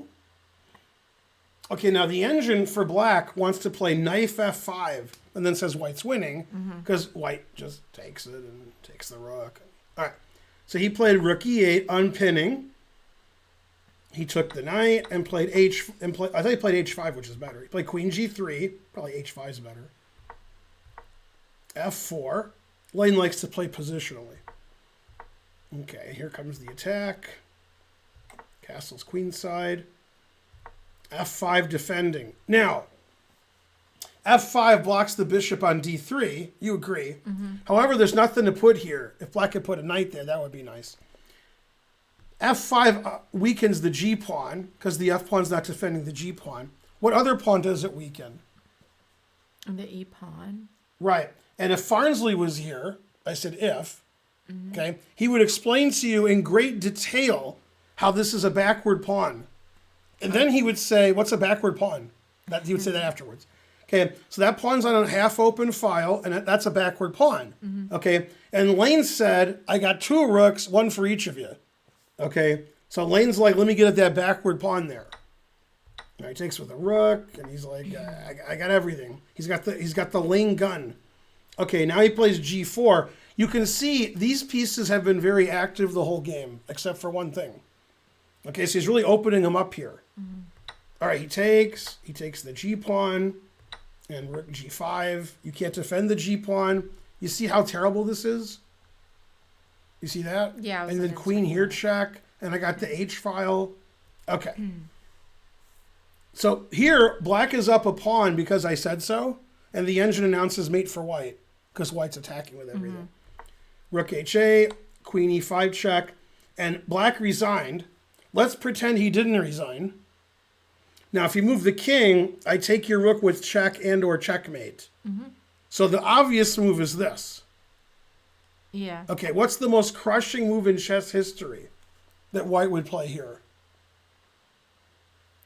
Most crushing move in chess history. Let me see. Maybe rook takes g6. That's right. Yeah, rook takes g6. Yeah, you like pins. That's your favorite. Yeah. I had struggle with pins. I'm not. Yeah, gonna that lie. wins all of black's pieces and mates him. So that's not good for black. Yeah. So he resigned instead of that. Yeah, king f8's the best, losing all your pieces and getting mated. That's the best. So a crushing victory for white. Black played very passively and didn't make any threats and didn't move past the second rank. His bishop here was quite bad. And these are the kind of London games that attract people to the London. White just attacks, and then black's like, stop attacking me. Okay, and then they say no talking, so the attack works. Luckily, in the games I'm showing so far, with almost without exception, white is the better player. White gets a big attack. Black is like, what is this? Stop attacking me. Yeah, terrible. Okay, we got Kovacevic again. Usually the same people play the same openings. And he's playing Fressinet from, France or Switzerland. Nobody knows. Hey, Twitch. I asked Fressinet. He's like, I don't know. I'm from one of those countries. Show white losing. Never. Yeah. Vito Corleone. That's correct. Do you have Gata? I saved Gata for last. I saved the famous fucking legend for the last. You do really have Gata? Yeah. Yeah, see? Oh, you do? See? Oh. Yeah, he's the legend. He's last. Yeah. You kidding me? Did he play... Who was white when you played him a few years ago? I've played Gata 3 times. But Yeah. the game you mean in Atlanta, he was white. Did he play the London? Mm-hmm. Oh, he did? Mm-hmm. Are you doing that game? Mm-mm. Oh. Shankly ridiculous, because it's against Shanklin. Oh. Okay, now Laurent Fressinet is a reasonable grandmaster, a lot younger than Kovacevic, obviously. Okay, they transposed into the the London kind of London, right? Mm-hmm. There you go. Okay. Takes. Knight d7. So black has a lot of guys on the e5 knight. So he's like, all right, f4. Now, this exact position with black playing knight there, I have 2 games in that one I'm going to show you next. That's actually a blunder. Mm-hmm. And I'll show you next why that's not good. Okay, but he traded and then went here, and the way that white wins against knight d7 immediately cannot be done now. So Fressinet knew what he was doing. Okay, now he wants to keep his knight there, so he played f4. That's a good knight, right? Mm-hmm. Okay, now black played f5. If you remember the last game, when black played f5, we were discussing this backward e-pawn. Mm-hmm. And I said, unfortunately, in the previous game, black doesn't have a knight to go to e4, which would be nice. But in this game, black does have a knight to go to e4, so Fressinet wants to go here. Okay, so that's what happened. Castles, knight f6. He pins the knight. He says, haha, you can't play knight e4. So he unpins the knight, and he plays knight e4. Now, if white wants to crash through on the king's side and do a Spencer-Feingold recommended pawn break, right? What move would white eventually play to break on through? Yeah, on the king's side. I guess g4. 200 centijues. Thanks, Bidet Samtan. That's correct. Mm-hmm. Now, if you play g4, which otherwise what do? You want a rook on the g file so you can open up the g file. Mm-hmm. That explains white's next move, king h1, putting it in h. Mm-hmm. Okay. He developed his bishop, g4, bishop e8, takes, rook g1. So very normal kind of, Bishop e7, trades the bishops. Rook g2, he's got 2 rooks, 1 for each of you. Okay, doubled up on the bubble up. Now, black made a very bad mistake. He played the move bishop h5, attacking the queen on e2. And white made a brilliant move in this position. Just brilliant. The obvious move is rook takes g7 check, and then king h8, and then white won a pawn. But okay. Mm-hmm. All right. But instead, Kovacevic played an incredible move here. Hard to understand. I'll show you, then I'll ask you a question. Okay. He played bishop takes e4. That's the best move. Okay.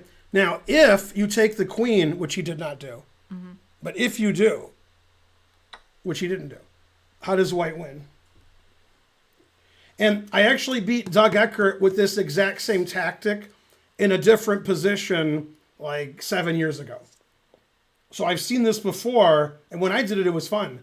But when you play grandmasters, they don't let you do it. Grandmasters are very elitist. When you have forced mate against them, they don't let you do it. They're so mean. Let's see. Not sure. Don't forget about the trains. It's time for another train, and then some.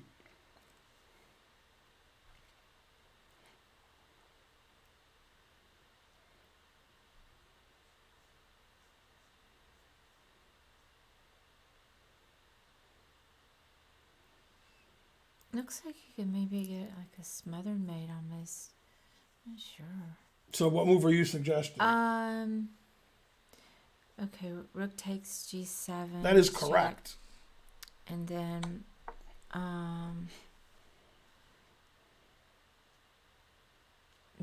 bishop takes f5. Oh. Oh, first you have to go. Oh, okay. So rook g8. That's right. Yeah, rook yeah. g8. And then you can bring the knight in for this one. And then mate. I could see there was like a smother mate. And the reason that works is the bishop isn't on h5 anymore. Oh, that's right. Yeah. So after bishop takes e4, he played, instead, he took the bishop on e4. Okay. Then he traded, he checked, and then played queen g2. Now let's go back. Obviously, playing rook g7 and queen g2, tripling on the g file, looks pretty effective. But if you didn't take the knight on e4, he took the knight on e4. If you didn't, and you just did this right away, without prefacing it with that, now knight f2 check. Yeah, that's bad. The truth hurts. Okay. So that's why he did this first. Okay. Now, we have a very simple threat. If it's white's turn to move, it's not white's turn to move. But if it was, where's the mate in 2? White has mate in 2 moves. Rook takes h7 check. Correct. Queen g7. Right. So he played bishop g6, stopping that. Knight g6, takes. White's up material, and white's mating black. And white's up material. White's up like 2 pawns. So black resigned. And I think after bishop h5, Fressinet was shocked at bishop takes e4. But that's funny because that was his only good piece, that knight on e4. Knight f2 was coming. Yeah. So white played very simple that game. King h1, g4, triple on the g file, Papa John's. Yeah. And with a lot of games that we've watched in this opening so far, you'll notice this rook didn't move too much. That rook's in the corner a lot. Langren subscribed. Hooray. Yay, thank you. Gifted a sub. Something. What are people saying? Puzzle Rush, wow, etc. He shaved. Can I request a song? Man, tough. Can I get a sub? You are a sub. I think I said you're subbed. Oh, that's right. Oh. There you go. You got it. Well, Anything you want, you got it. Do we miss anything else? No. I have to get my phone. Okay, now we're going to show you a trap that many, many, many people have fallen into, including Kamsky's opponent. However, we're going to do it in chronological order. And this trap has been done many times at the master and or grandmaster level, but mainly master. The first one is from the Chess Olympiad in Istanbul, not Constantinople. Yeah. Do you know why Constantinople got the works? No. That's nobody's business but the Turks. Oh. Istanbul. I never get that right. Yes. Who sings that? I don't even remember. They might be Giants. Okay. You know them. I don't like them. They're a B. They're a solid. But B. you still know who they are. Yeah, I like them. I liked their. I've never seen children's music. Zatonsky's middle name. So that's Anna Zatonsky against a Vietnamese woman, right? Now, obviously, white won because white's name is Win. So what chance does Anna have? Okay, now usually Anna wins when she plays male opponents instead of female opponents. Do you know why? It's from The Simpsons 25 years ago. No. Anna rules because she kicks all the bad guys in their jewels. Okay. Okay. Wait, that's Family Guy, not Simpsons. Oh. Terrible. Yeah. So the guy died who ran the Playhouse, and Lois was elected to run the Playhouse, and she ran the musical The King and I. And then she made Peter the producer because he wanted to be in the show, but he's terrible. Yeah. So she says, "You're the producer, you produce." So he changes everything about the show, and then she quits, then he runs the show. So his lyrics are Anna rules because she kicks all the bad guys in their and so forth. Okay, now the same position from last game occurred. Okay, we saw this last game. Okay. And Fressinet played takes here, and then f4 and so forth. Okay, that was last game. This game, Anna made a known mistake because she didn't know it. Okay, and it also happens in the next game. So if you're familiar with this position, you can win by force if your opponents play badly, which is this move. Okay? So you take this knight, then you take the bishop, then you take the pawn. And obviously, if black had traded on d4 earlier, you can't take the pawn. It's not there. Okay. And this looks like the most boring position of all time. Like this. Okay. But now white has an amazing move, which we're going to see in this game and the next game. Bishop h7, check. And now, not the shallow and pedantic knight f3, knight g5, which is too slow, but knight e4. That's the point. Spencer showed me this. Right. And Zatonsky didn't know it. Shanklin didn't know it. Americans don't know it. Okay. The queen moves, and then we threaten mate. Now, the game's not over, and occasionally black wins and draws this position. Yeah. Because whites should win, but that doesn't mean white does win. Should win. Okay, so rook e8, check. Rook d1. Okay, that stops the queen from going to d3 and defending. Queen takes b2, castles, and white wins her piece back, and white has a winning attack. And the game went quite a long way, and eventually white won very nicely at the end. Black's position is actually terrible. e5 is a bad move, actually. Now white has like 500 pieces attacking. Okay. Knight f7 is one of the winning moves. And the king is still getting mated with the queens off the board. Man, harsh. Threatening rook h6 mate. Right? So it played here, stopping rook h6 mate, but you just walk into a fork. Obviously, she was in time trouble. Okay, and this trap that Spencer showed you that's well known, in the previous game, Fressene avoided it by taking this first. Well, they still lost. Okay, and then this is winning for white, but there's millions of like the game could go many different ways, and sometimes in some of the games of the database, white messes it up and doesn't win because it's winning, but you have to continue to play, well. Okay, now the next game is a famous game because Shanklin is supposedly a strong grandmaster, supposedly. Okay, and he's playing. By the way, today Shanklin played in the Banner Blitz nonsense that's on Chess 24, and he played Wesley So, and he was ahead of Wesley So. He was up 2.5, 1.5. And he was completely winning. So he'd be up 3.5, 1.5. Yeah. And instead of winning, he hung his queen to a beginner's trick. Like bishop takes check and the queens attack each other. Oh, no. And then Wesley said, my last chance. And then he did it and won. Then he beat Shanklin every other game, won the match. Yeah. Okay, so Shanklin's out. Okay, so Shanklin's playing Kamsky in 2014. And they got the same position. And Shanklin played here. Okay. Shankly ridiculous. Okay. And then bishop h7 from Kamsky. Shanklin didn't know. Okay. And now, in the previous games, Zatonsky played here, but Shanklin played queen c4. Knight g5 threatening mate. Rook fd8, check, always repeat. And now rook d1, stopping queen d3 and defending on the diagonal. And the engine just says white's winning, but it's like a long, complicated win. Shanklin played e5. And now the very strong move, e4, because this is pinned. You can't, Yeah. Okay. And then the engine just says, resigns is coming. Like, black can't do anything about this mating attack. So he played knight e7, giving up a knight. That way he doesn't get mated. And now Shanklin threatened mate. God damn. Okay, Kamsky stopped the mate. Rook d2. And now, unfortunately for Shanklin, white is ahead material. Because Shanklin gave his knight away on e7. And white has a better attack than black, too. And you can't take this, because you get mated, take on d8. So he played d4, the engine. Oh, he took on a2. d4 is better. Queen f7, check. Takes, threatening mate again. Black only has one legal move in every position. Now king e8 hangs mate in 1. Right? So he played king d6. Check, check, and he resigned. If he doesn't resign, he has to go here. Then knight e6 check, and so forth. Then the engine says you have to go here, discover check, here, check. here.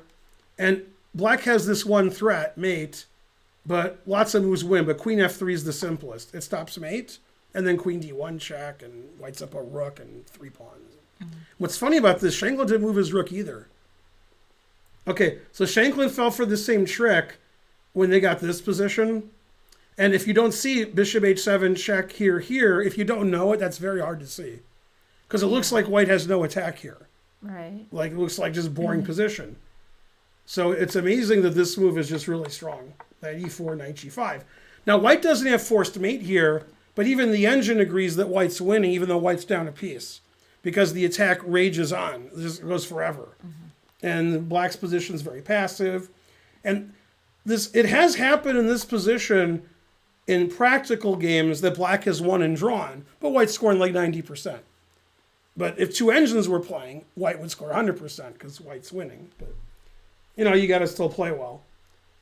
Looks like there's a question here. I have an answer. Eric Benson. Why is e4 even possible? You mean when he played e4? If you take the pawn, then queen takes queen's winning a queen. That's why it's possible. Frankly, terrible. This stops the queen from defending sideways. Hey, he helped you, Eric. Eh? Hey, I've seen this before, so from Spencer. Zhang won the juniors. That's correct. Very good. If you just got here, get here earlier next time. Boo, boo. Were there any other questions? Why not pawn takes knight? What?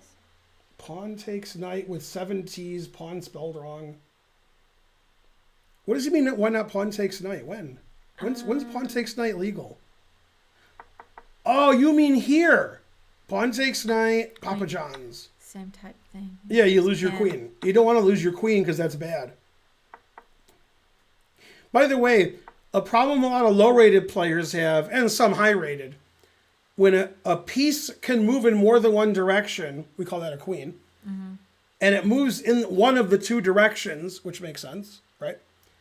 Seeing threats in another direction is hard for you. Definitely. So if I play a diagonal queen move, threatening a diagonal threat, you might see that. If I play a vertical move, threatening vertical or horizontal threat, you might see that. But if I play diagonal, threatening horizontal, that's hard for you guys. That's why all these queen checks, queen a4 check, queen h4 check, queen a5 check, queen h5 check, depending on what color you have, those moves often win a piece because the piece is hanging vertically, and then the queen move diagonal so you don't see it. So that's a very common issue people have. Also, they claim the world champion Max Ove, hopefully Benjamin Bach's not here to say that's not how you pronounce it. Supposedly, he had trouble with long queen moves. He didn't see them. Like, oh, that's a long move. I can't see that. Hey, when was this game from? People were asking. The game versus Shankly Ridiculous? When and where? 2014 from Sturbridge, Massachusetts. The Eastern Class Championship. So it was 6 years ago.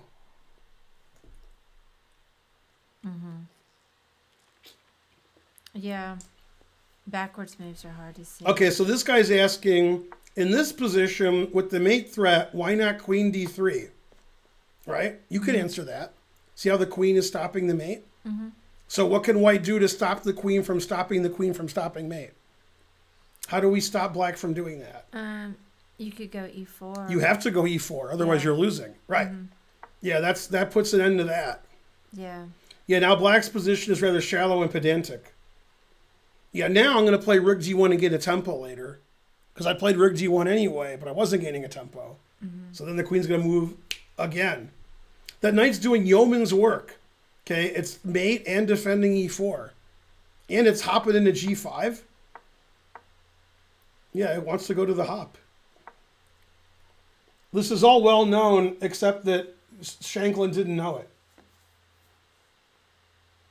I don't understand a word. I am 400 rated. Now, what he means is lyrical chess. He doesn't mean he doesn't understand the chess positions. He doesn't understand words because he's only 400. So like he's like these words are like, what's that word? What's reporting? What's sponsoring? He doesn't know what that is. Well, Are you the only one having sound problems? Yes, you are the only one. Well, if you don't understand, and you might be joking, but if you don't understand, you just have to ask a question. Go, Ben, but stay right there. 500 viewers to do, but where's my trains? I missed the train. All right, now for $1 trillion, I've told this story on stream before. Who was I on a train ride with in Europe, and the guy nonstop complained about everything. He was like, oh, chess this and Jebediah that, complaining about the chess world. Very famous player. I don't remember. Does anybody know? I remember you telling the story. Kasparov is incorrect, but if Kasparov was on the train with me, he would have complained nonstop. So that would be the right. Korchnoi is a good answer too. Nigel's a good answer. These are good answers, they're just not right. I wasn't on a train with Bobby Fischer. Anand and Yasser wouldn't do that. Oh, Hans showed a video of an interview you gave. I interviewed him in Charlotte after those interviews were great. Yeah. Yeah, Hans is. Well, Nigel would complain. Yeah, I agree. Yeah, Nigel definitely Yusupov wouldn't complain. Hey, they don't know. I've said it on the stream before where they don't know. They don't watch my stream. Terrible. Yeah, keep saying Svidler. Maybe the 10th time it'll be right. Why you attack the queen with knight? Why not G6? Why you attack the queen with the knight? Why not G6? What? I don't even know what they're talking about. Let's see, when did that happen? Right there. Oh, I think they mean, why not G6 here? I think they mean that. Yeah. I'm not sure they mean that. I think. That's fine. Then I take the queen, and then I take the bishop. I'm threatening the rook. When the rook moves away somewhere, doesn't matter where, I can pick up this pawn. And then I'm 2 pawns up. And when Kamsky's 2 pawns up, god damn. That's, when Kamsky's 2 pawns up in an endgame, you got nothing. You got nothing. Yeah, that was a good question. It is a good question if that was the question. Yeah. Paul Morphy, Blackburn. Spencer's right because he's my son. That's right. There's been superior. Yeah, Bronstein is correct. Yeah. Showing me something you showed me recently. Yeah, go Bronstein. Yeah. Yeah, Bronstein. Okay. I've played Bronstein at least twice, but I think 3 times. But it might have just been twice. I couldn't be imagining the 3rd time. I beat him in a game that didn't matter. I mean, it did matter because I think that was the train game. I think that's the game where we took a train later. Then he beat me in Vikonsay in a game that was adjourned, where he was winning, then I was better, and then I lost in a Queen and Rook ending. That game's published everywhere. The Queen and Rook ending that I lost in Vikonsay is played in Vikonsay. But the game that I won was in like a weekend tournament in the Netherlands. So I don't even have the game. I was winning out of the opening, and then I couldn't win because I'm no good. And then the game went on and on and on and on. I'm like a little better. And then he hung his queen. He made a move, and I took his queen for nothing. Then he said, I've never hung my queen in my whole life. Rawr. So forth. Yeah. 6-game blind simul in Michigan. I've done that in Michigan and other places. Do all title players know each other? No. When are we playing? Tomorrow. Okay. Oh. Have you ever played Tony Miles? I've played Tony Miles several times. In fact, I'm trying to get the score sheet of the game I beat him in Ostend 88. I was talking to Gary Lane, who lives in New Zealand or Australia now. Yeah. He's like, I'll look, but he never got back to me. Oh, yeah, you should find out. Yeah, I got to keep bugging him. Yeah. Is this a London position? It is. You just tuned in. That's ridiculous. Yeah. All right, and those are the games in the London, although we don't have a train. Terrible.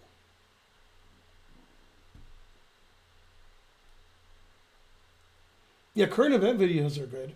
Even if you spell videos wrong, they're still good. Were you at the World Trade Center with an apostrophe with Anand Kasparov? I was not. However... Hey, Cloud. You ready for this story? Yeah. When Anand played Kasparov at the World Trade Center, in New York in 1995. Before that, since he has relatives in Michigan, an uncle, a sister, etc., he was staying with, I don't know who he was staying with, his sister. He was staying with his family for about a week before he went to New York. So I came over to his place and we hung out, went for a walk, talked about stuff. Then when we got back into his sister's house, he's like, let's play a few games with no clock. And I was like, all right. And I got 1.5 out of 5, a win, a draw, and 3 losses. Pretty good. Who is ahead in the Kasparov Anand match after 9 games? 9. I guess Kasparov. Close. Oh. Yeah, they drew the first 8 games. Anand won the 9th game, and then Kasparov won the rest of the game. Oh. I mean, he didn't win the rest of the games, but he almost won the rest of the games. God damn, he won 5 games after that. Yeah. Horrible. So I showed Anand or something. He was mad when he lost. The game that I drew, I was getting crushed, and then he made a mistake, so I drew. Hey, Sir Tristan. I think he let me win a game, something like that. Who's my favorite GM to play? Lupus donated $3. Go Lupus. Yay, Lupus. I don't know, Shankland? Yeah, free points. But what was the question? Who's your favorite GM to play? The GM. What? No, Shankland's not as bad as he plays. Yeah. What do you mean GM in quotes? Score against Gelfand? I played him once. That's my score. Go, Ben. As long as we never play again, I'll keep my positive score. Obviously somebody new to the stream. Nah, he's just kidding. Oh. Any stories where Kasparov lost to Deep Blue? Yes. When I was at Google the last time, the real headquarters, I talked to Ken Thompson, who was the special referee for that event, and he resigned as the special referee because Kasparov claimed that Deep Blue team was cheating, and the Deep Blue team was behaving like they were cheating to make Kasparov mad, even though they weren't cheating. And then he resigned as the special referee because he was mad at the Deep Blue team because they were behaving badly. That's what he said to me. Then we talked about table bases and other stuff. It was funny, Giannis worked there. And we went to Tal Shaked's office, who's a GM who works there. I don't know where Tal works now. Might still work there. And he's like, let's go see Ken Thompson. So we did. And I said, we're the only 2 GMs in this building. And Ken Thompson said, what about, oh, wait, that's you. And he pointed to Tal Shaked. Oh, wait, that's right. You're one of them. Yeah, Ken Thompson, he's a pretty smart guy. Hey, it's Paul Karen. Drinkwater. Joel Benjamin was part of the team. Yeah. Ever play Karpov? I have not. Is Twitch TV a dictatorship? Probably. No. Oh, she says no. I don't know. What is there something behind that question?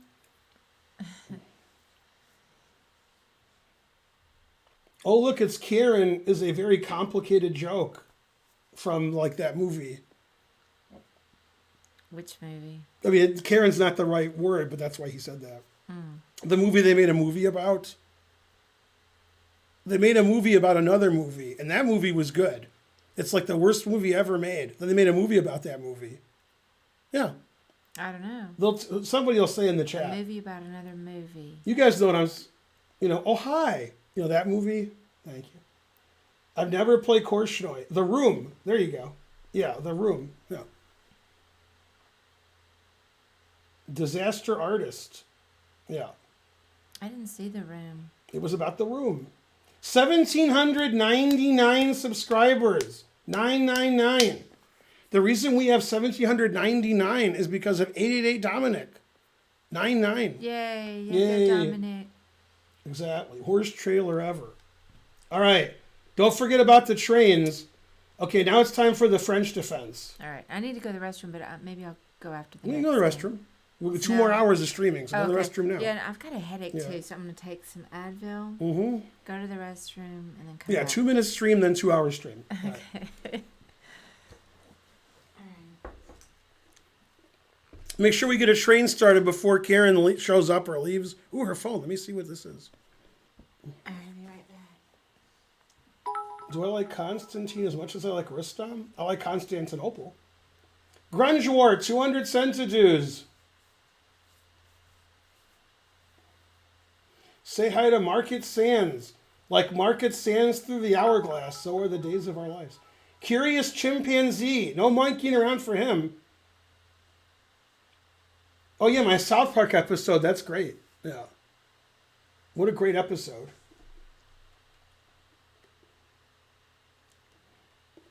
Where's the Perrier? I got 2 Perrier, 1 for each of me. But Karen got me this other drink.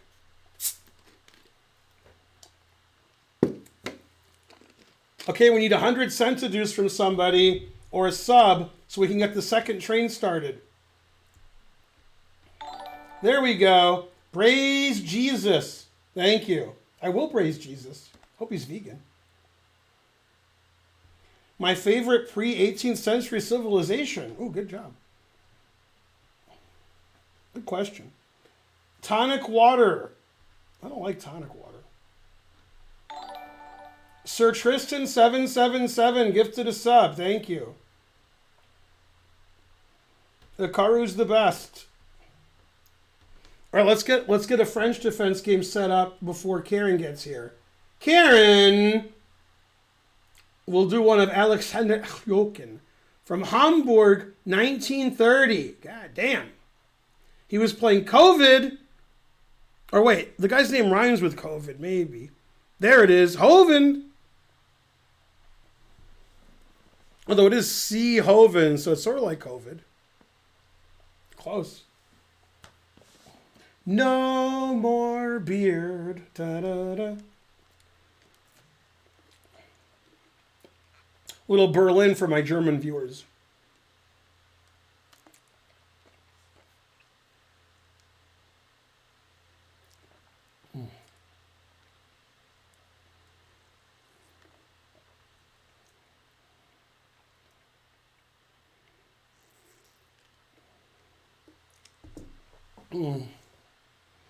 That drink does look like cough medicine. That's true. It tastes slightly better. No, I didn't meet Alekine's son. I met Rubenstein's son. Sammy Rubenstein, R.I.P.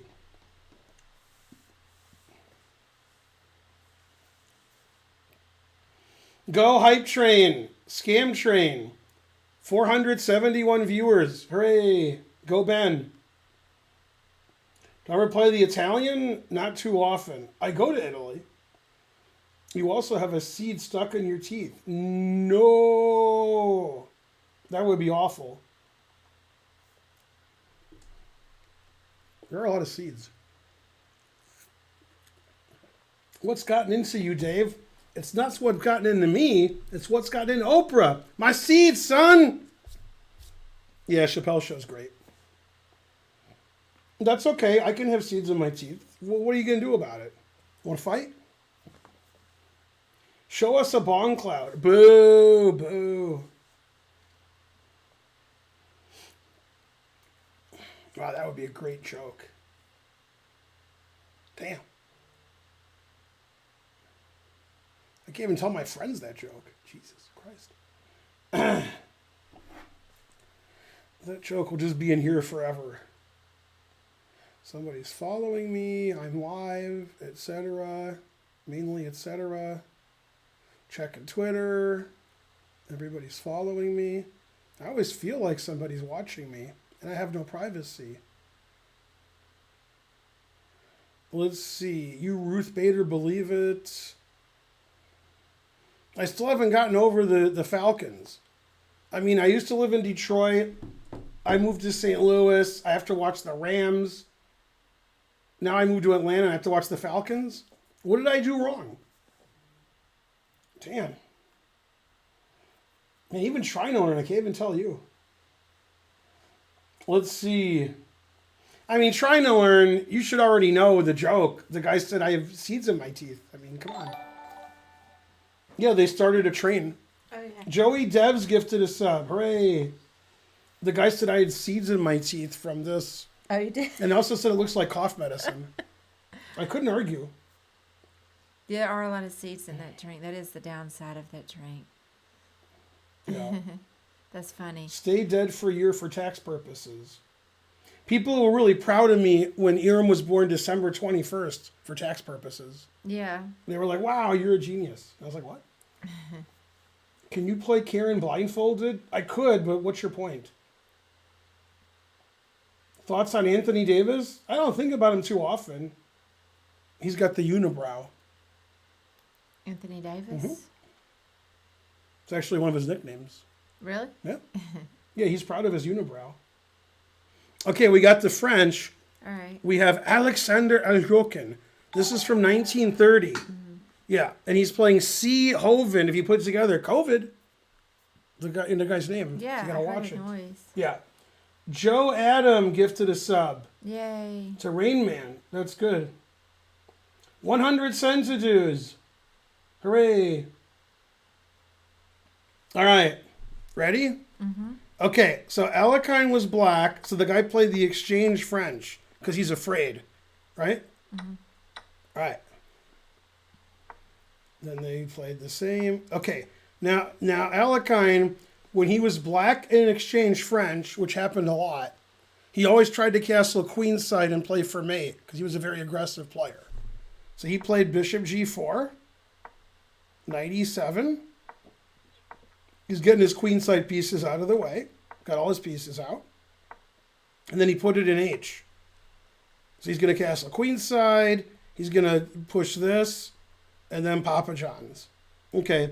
And black's play, not C bad. Because it's Alekine. Not C bad. Complicated joke. Okay. Rookie. The engine likes white because, black's king's on E8. Okay. Now here you have to close your eyes. So what move did Alekine play that I would be against? I have to close my eyes? Oh, Yeah, you can't see this move. Yeah, F6. Typical move in the exchange French when you castle queenside because you want to play G5 and rar and such. Also, you always stop knight E5 later. It'll never happen. Okay, so they play on opposite sides of the board. And now I have to pause. First of all, the train's going to die at level 2. That's the first reason I'm pausing. Okay. Now, the second reason I'm pausing is Anna Zatonsky, whose game we looked at recently. She used to live in Bowling Green, Ohio. And when she did, she would come to Ann Arbor occasionally and play in some of our tournaments because it's not far. We passed that. We drive. Okay. It's about an hour. Anyway, she lived there with her husband. Her husband was a student at the university. I don't think she was, but maybe she was. I think just he was. And his name was Volodymyr Melnikov. So you know he's good at chess. Yeah. Okay. They came to a tournament, and it was a 4-round tournament. And after 3 rounds, there were 4 perfect scores. Them, me, and Nate Solon. Nate Solon's 2,300. The pairings had me play Nate Solon, and they would play. That equalized all the colors, and it made sense by rating. I was highest, then Anna, then Nate, then Volodymyr. And we were like, well, we don't want to pair them in the last round, but if we switch the pairings, the colors are all wrong. So we're switching the pairings, and people are getting 3 whites and 1 black. So we asked them, we said, look, this is the pairings, everybody equalizes. And they said, yeah, we don't care. We'll play in the last round. And we were like, oh, okay. We said, if you don't want to play, we'll just change the pairings. They said, no, we'll play. Okay, so they played an exchange French. E4, E6, D4, D5, take. So we're like, okay, they're going to play quick draw and drive home. No, they castled opposite sides and mated each other. Like this game. And he won. Okay? Mm-hmm. Strangely, years later, they divorced. Okay? So he won. It was a crazy game. They're both checkmating each other. He had a provisional USCF rating based on beating Rufus and Doofus and the triplet and beating her. 2,700. Wow. He was like 2,150 strength. Yeah. But he was 20, he won all, All right, we got 5 seconds to get 2 subs. Thank you, Heinz Superman. 2 subs, 2 subs, 2 subs. You didn't. No. You didn't acknowledge it. Yeah, I know. That's because Hans Superman. All right, we died on level 2. No, you guys are the worst. Thanks, Hans Superman. You the best. Until somebody gives 2 subs. All right. Then she married a grandmaster later for $1 trillion, who's her current husband. He's a grandmaster. And she married him after she married this other guy. Now, the other guy, I don't know. Volodymyr Melnikov, coincidentally, he has relatives in St. Louis, and they're like, that son. I mean, Anna and her first husband's relatives are really close. So she goes to St. Louis, they come and hang out. They're like, hey, Anna. So I guess she likes them more than her first husband. I think they still get along. But. Yeah, I don't know who her husband is. Daniel Friedman, the Latvian grandmaster. Where does the American Anna Zatonsky and the Latvian Daniel Friedman, where do they live? No clue. Germany. Gotta live somewhere. Yeah. Okay. Yeah, he's a very good player, very nice guy. He's very etc. He's a good player, Daniel Friedman. Yeah. I miss my ex's parents more than my ex. Yeah. Falsely accused to kick Hikaru out of a chess camp. What? We didn't see that. Man, I'm going to throw Hikaru out of that chess camp. What chess camp? What? All right. Let's see. Blah, blah, blah. Drama. Jan Gustafsson. Ginger GM. Oh, Jan Gustafsson was your guess of who she married. Okay. No, that's close. Yeah. All right. Hey, Laz N7. 173 centidues from Dork the cat. 3 roots are vegan. What? No, I don't think Hikaru got thrown out of a chess game or a camp. That's right. Or even threatened. Yeah, but the threat is stronger than the execution. All right, let's go back to this game. Alekhine put it in H. Got to put it in H, right? Okay, always play bishop F1. G5. See, this is exciting exchange French. Aren't you excited? And you just can't hide it? You're about to lose control of the queen side and you think you like it? You know the song I'm doing? Okay, good. Point of Now, sisters. Alekhine played bishop F5 because his bishop was on G4, but he wanted to play G4. So you can't, right? And then the knight has nowhere to go on F3. You see what I'm saying? All right. So he sacked a piece because he's crazy like Fox News. And now Alekhine's up a piece. Finally, Alekhine castled. And now the attack plays itself. Knight G4, threatening the pawn. B5. And Alekhine ignored that. The engine actually wants him to play here, but he took the other pawn. Also good. And after b takes c6, Alekhine played a brilliant move, even though it doesn't smell very good.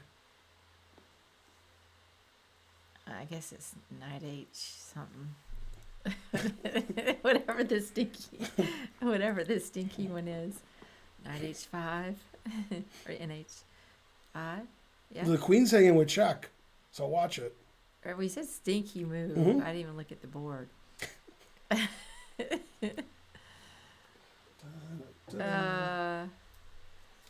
Oh yeah, it's NH3. I had the wrong formula.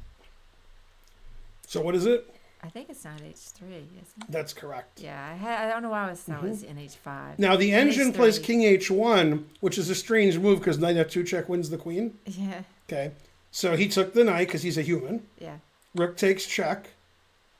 Okay, and now Alekhine did the Feingold gun instead of the Alekhine gun. The Alekhine gun is when you triple up on the bubble up, but the piece that's in the back is the queen. Okay. But here, Alekhine put the queen in the middle because that's, stuck in the middle with you was just getting popular in 1930. Queen G7, threatening mate. You agree. Okay, and then threatening mate again. Okay, now white played crazy like Fox movement move. Bishop A6. And Alekhine say, what? And just ignored it and played here. Now, earlier, I showed you a very similar position in a London where white had tripled on the G file, Kovacevic against Freycinet. Okay. And I said, what's the threat? And you said the right answer, rook takes and queen down mate, which is the threat now. Yeah. So he played rook e2, stopping that. And Alekhine said, I got 2 Alekhine guns, 1 for each of you. So Alekhine did pretty good here, right? But they played bishop e4.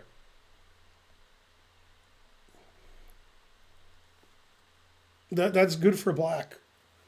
Yeah. Yeah, white resigned. Resigning was a good idea. Pretty good attack from Alakine. Mm-hmm. Pretty good. We all want something, says Scottish Demon Goat. Mm-hmm. What? I don't know. Yeah. So black won because black was the guy you heard of, and white is a guy you haven't heard of. Mm-hmm. If you'd heard of white, you might have played better. Now remember in the London games where white was checkmating and black's rook on a8 never moved, and I pointed it out a lot. I was like, oh, that rook on a8 never moved. Now the rook on a1 didn't move. What's happening? Yeah. So when you play the exchange French, you're always like, I hate the exchange French. When my voice is all weird. And then it's always boring and you get mad. See, there you go. Well, I mean, I participate in making it boring. Was that boring? No. Yeah. So if you did that, that would be good. If you tripled on the G file and your bishops were pointing there and you were playing Karl Oskar Hovind, that would be great. All right. Yeah. Please play it out for a noob like me. I have to play white here? Wait, who said that? Some noob. Who's the noob? I don't know. His name is Noob. MR Pro Boat. He's Okay. Pro Boat. Yay. Pro Boat, I gotta tell you a funny story. It's about boats. Okay. Okay, and T-Pain has nothing to do with it, or Magnus. Hope you got both those references. Okay, so a friend of mine, have you met Jim? I think so. The Texas guy. Did he eat with us in We went St. Louis? to Yeah, Indian. that place. No. Oh, it was the Middle Middle Eastern? Eastern. Okay. Anyway, there's a guy I know. He has various jobs. And one of his jobs is he was working for a bank checking credits for people who wanted to buy boats. He might have worked for the boat company. Maybe that's what he did. Doesn't matter. Anyway, this guy said he wanted to buy a boat, and then he gave his information. And my friend called the bank, and he said, hi, I work for this boat company, and this guy wants to buy a boat. How's this guy's credit? And he said the banker said something he's never heard before or since. He says, that customer has unlimited credit. And he said, okay. So it didn't matter how much the boat was, that was fine with the bank. And I was thinking, Rex probably has unlimited credit, right? There's probably no limit. If you want to spend $1 million on his card, they'd be like, okay, that's fine. Yeah. That customer has unlimited credit. Yeah, I'm sure he does. Yeah. And So then you- it might have been T-Pain because he was on a boat.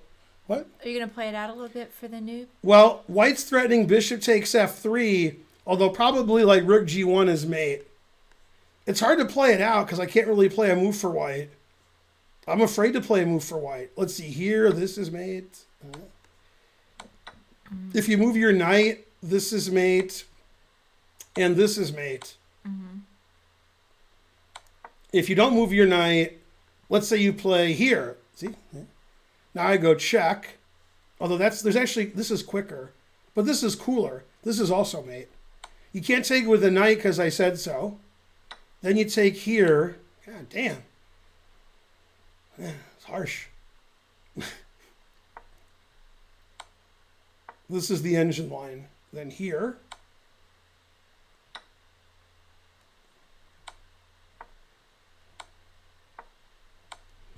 Anyway, there's much better lines for black also. But yeah.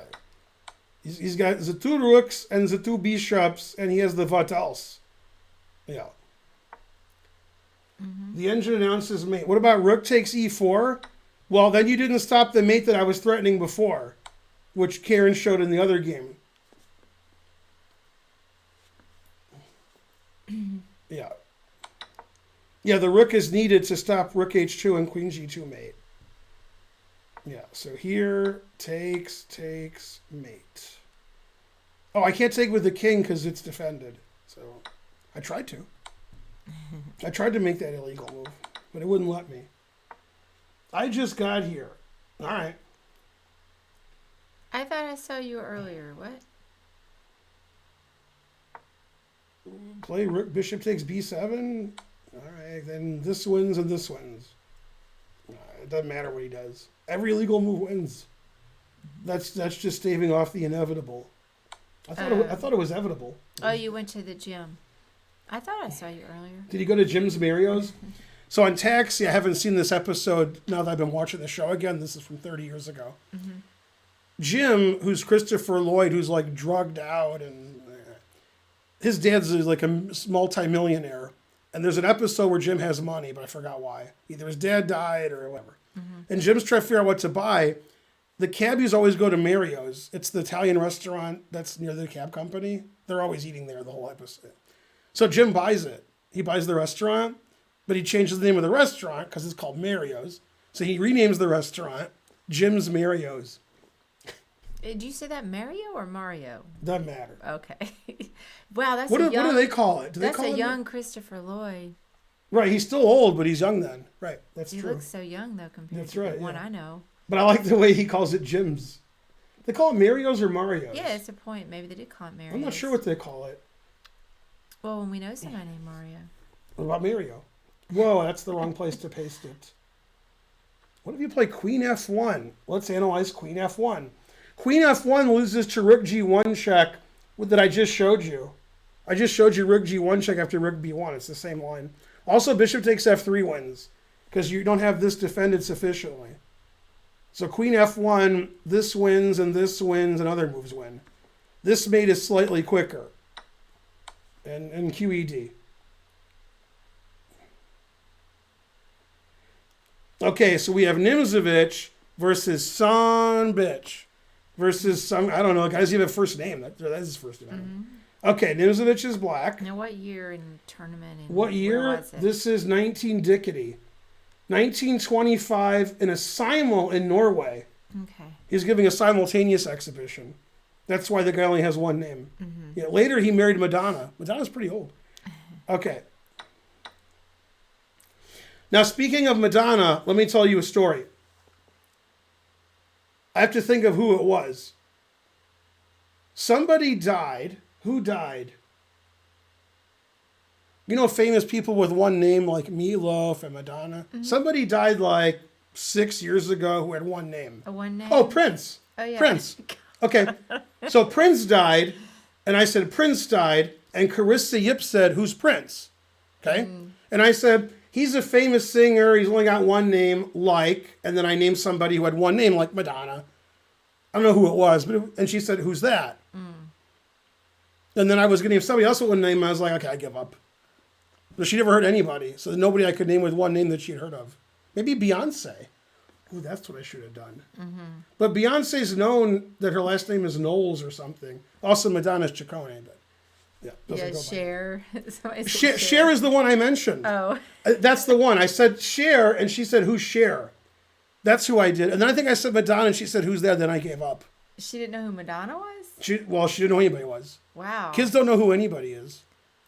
If you ask anybody who anybody is, they don't know. My kids know. Well, they're your kids. Music figures. Right, but yeah. In fact, you go to random 11-year-olds in the U.S., they've never heard of anybody. You can't name anybody they've heard of. Nobody. You know, maybe Beyonce, maybe. When I used to homeschool my kids, when Holden was in probably 5th grade, I had him, one of the courses he did was History of Rock and Roll on Coursera.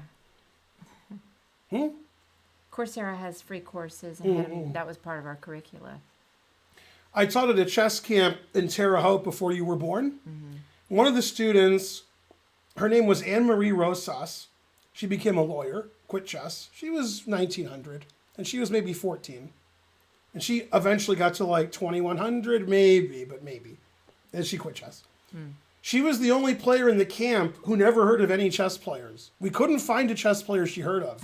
So we were like, Tal? Nope. Botvinnik? Nope. Morphy? Nope. Capablanca? Nope. And she was 1900. Wow. We were like, what do you mean no? She's like, I've heard of Bobby Fischer, and I think maybe Kasparov, maybe. And that was it. You couldn't find a third, like that was it. Like, you're 1900. You're like, nope, never heard of anybody. Yeah. Truth hurts.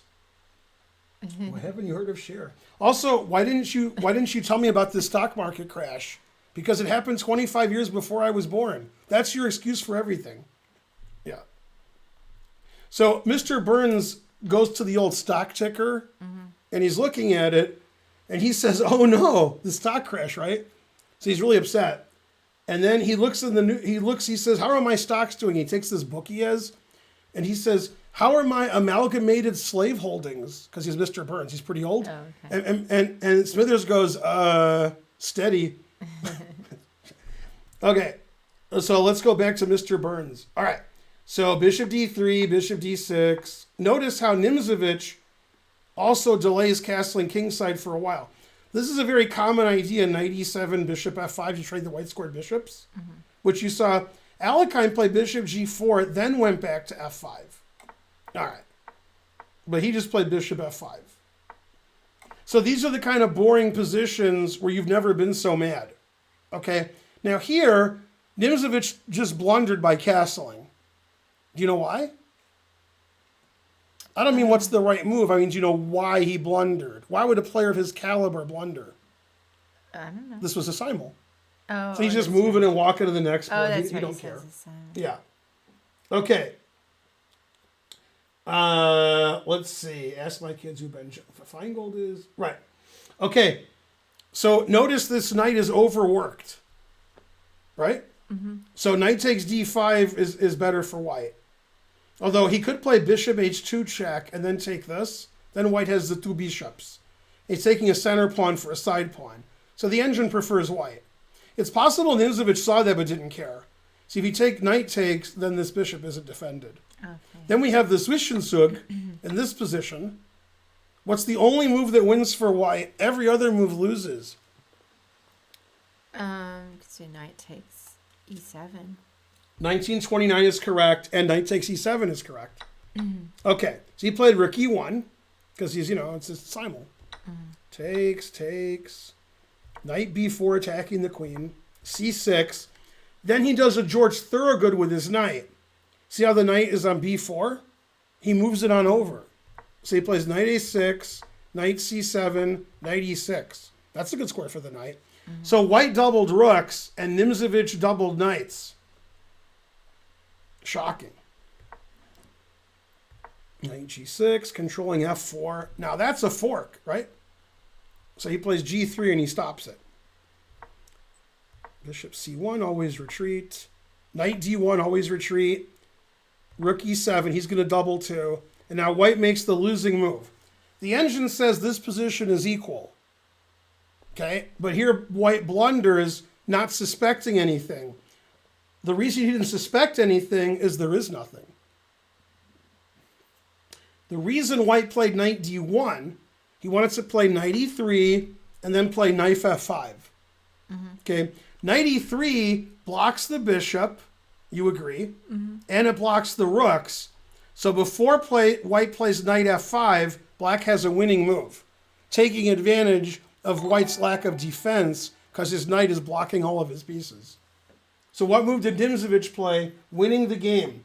Rufus and Doofus subscribed 22 consecutive months, or total, I don't know. Something.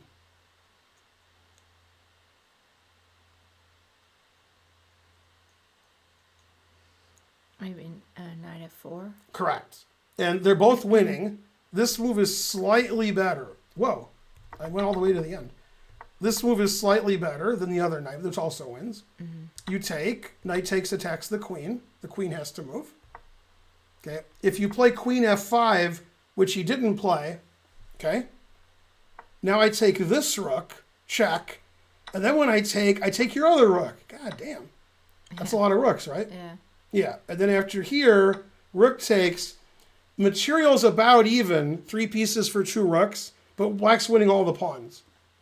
So you have to save your bishop, and then this pawn defends this, and black's up 3 pawns. 7 pawns to 4. So you're completely winning for black. Too many pawns. Okay, so instead of queen f5, you play queen d2, which is bad. Queen h3. Seems like we're not in focus anymore. It's No. not as bad as before. No. That probably make it worse. Maybe that did fix it. I don't know. Oh yeah, That's better. Yeah, that's Yeah. better. I don't know why it just gets a little bit off. It's the same result if he takes. It probably is the same. Let me see if you're right. Does it not take the knight? Yeah, it doesn't take the knight. You can't play queen h3 now because this knight's in the way. So if white doesn't take the knight and just moves his queen, that's why this knight is better. Oh, yeah. Now you got queen h3 if you, you're getting out of the way. That's a good point. Yeah. Now white resigned. Let's pretend white didn't resign. This is hanging, right? There's not a lot of squares for it. And if you move the knight, then you're undefending h2. So I have knight takes rook check followed by mate. Example, knight here, right? Check. And this is funny. When I go check and mate, you want to run your king out. But by taking this, you stop yourself from running your king out, which is funny. Unless you have white, then it's not funny. So for example, here and then mate. Yeah. So we're threatening queen takes knight. And if the knight moves, knight takes his mate. So the engine, so he resigned. The engine says this is the best move because that blocks the bishop. Now you should take with the rook, although taking, or the bishop, they both win, doesn't matter. Takes, queen f3 is the best move. Rook takes e5 also wins. And this threatens knight h3 check and queen h1 mate. Also, rook takes and rook here is good. These pieces are doing a good job defending the king, except for one thing. They're not. So after queen h3, white resigned. Pretty good game for a simul. Go Nimzovich. Oh, Solid Fuel. Can you not afford to get a sub? What happened? He missed part of the explanation. Solid Fuel, you need to be a sub, then you miss nothing. He might not have the money for a sub. Well, somebody give Solid Fuel a sub. Let's go here. Terrible. Also, Solid Fuel, you can watch later on YouTube, and then there won't be any ads. Oh, Although we'll put some ads in there. He'll do it. All right. Yeah. Oh, Han Superman gifted a sub to Solid Fuel. just when we'd broken him down. All right, let me go back in time and give you the explanation. Thank Hey, you, Han Karen. Oh, wait, Superman. that didn't happen. Okay, so, yeah, white's threatening, queen takes knight. If the knight moves away, it's undefending this pawn, so we have some kind of checkmate like this. And the engine says knight e5 is the best move, which does, I mean, after this, threatening knight h3 check and queen mate, and rook takes and rook here, and white has no defense, and just like Magnus, the emperor has no close. No, Magnus was really anxious to start his game with Hikaru, which he lost, and Hikaru's like, dude, keep your shirt on. So, all right, I mean, that's what happened.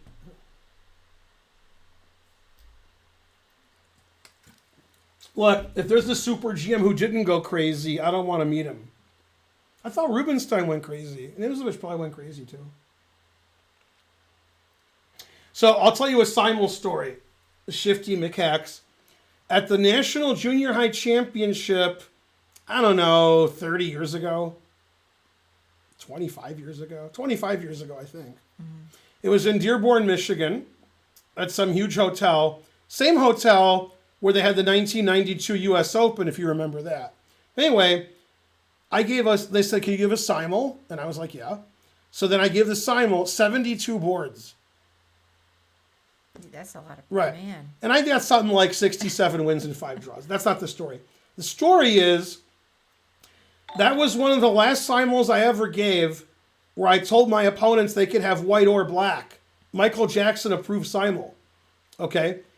And now obviously, in that kind of circumstance, there's a way to cheat. And kids are always cheating, so they cheated. Okay? So if I make a move with white on one board, the kid on the next board makes the same move with white. Then when I respond with black, the kid on the previous board plays that move with black, and I have the same position with white and black, so I'm going to lose one of the games. Okay.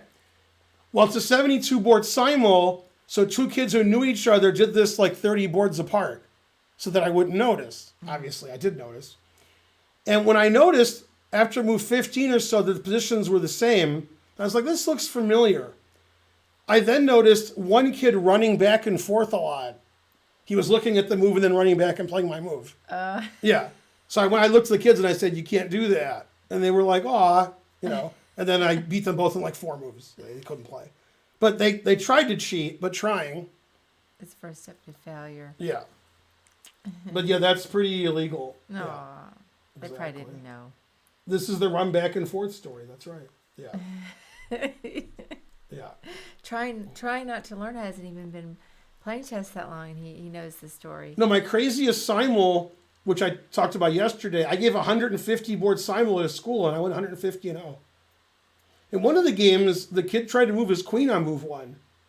He tried, but he failed miserably. Now, I have a story from that simul. A kid castled, and I played knight e2 check, forking his king and queen. Okay. Because his king was on g1. Then I walked my 150 boards. I got back, and he wasn't castled anymore. And my knight was back where it was. And I was like, what? I said, you castled, and I played knight e2 check, fork your king and queen. And he said, no, that's not what happened. He said, the kid next to me, I showed him what castling was because he didn't know what it was. That's a true kind of story, because in that simul, most of the kids didn't know what castling was. Yeah. I agree with that. And then I showed him, and then you showed up and played knight e2 check. I wasn't castling, I was just showing him what castling was.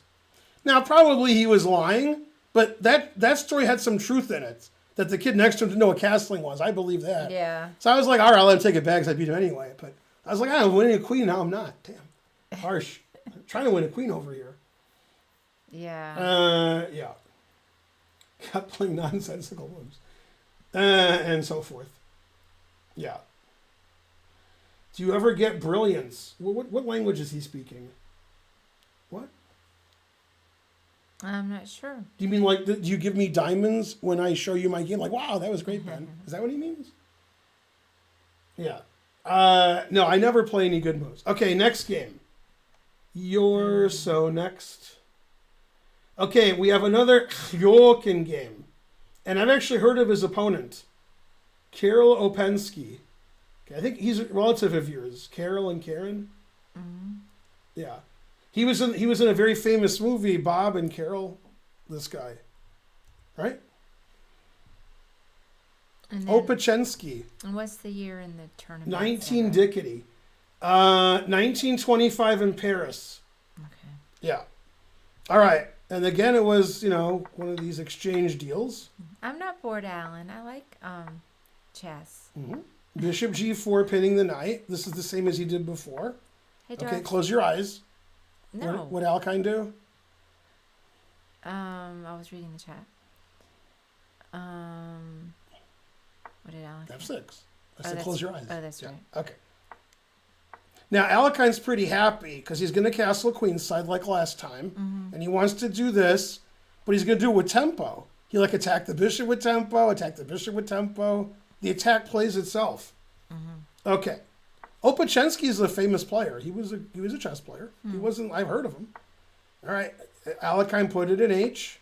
Yeah. Man, look at him go, right?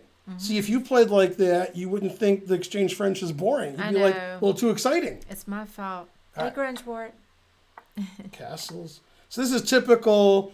And I had black in an exchange French before you were born, and I won a nice opposite side castling game against Jenny Skidmore. That was a long time ago. Okay, b4. Rook e8. Queen f4. Rawr. Somebody challenged me to puzzle battle.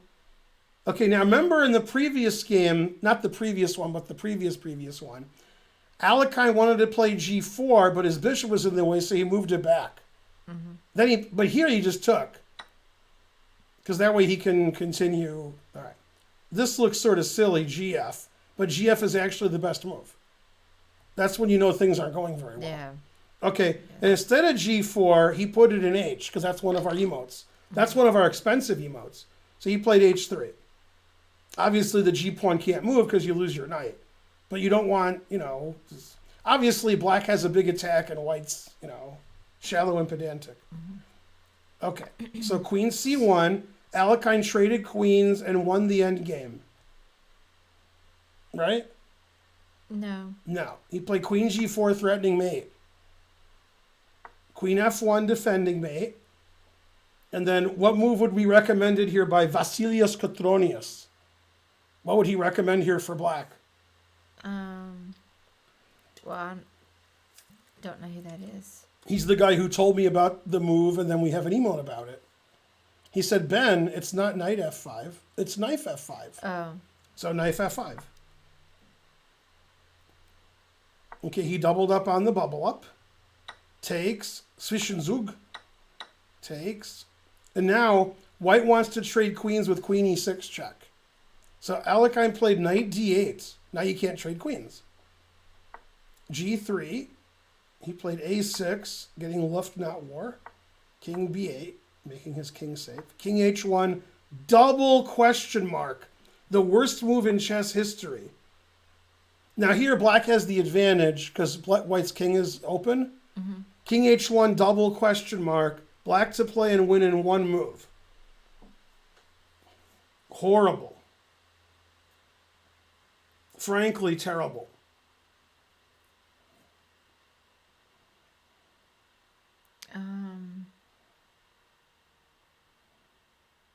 Black to play and win in one move. Yeah, he played the move and the game ended. So it must be a good move. Mm-hmm. Man, trying not to learn is getting pretty excited. Damn. No.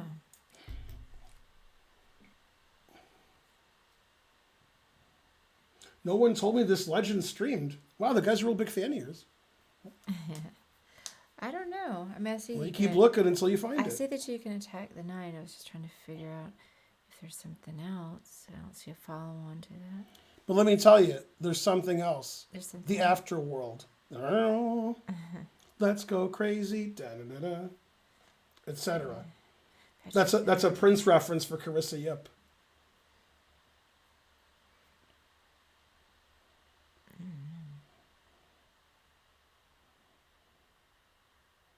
Yeah, Carissa Yip, not knowing who Prince is, that's a symbol of the times. Rookie 8. Correct. Mm-hmm. Somebody said Rookie 9. That's how good it was.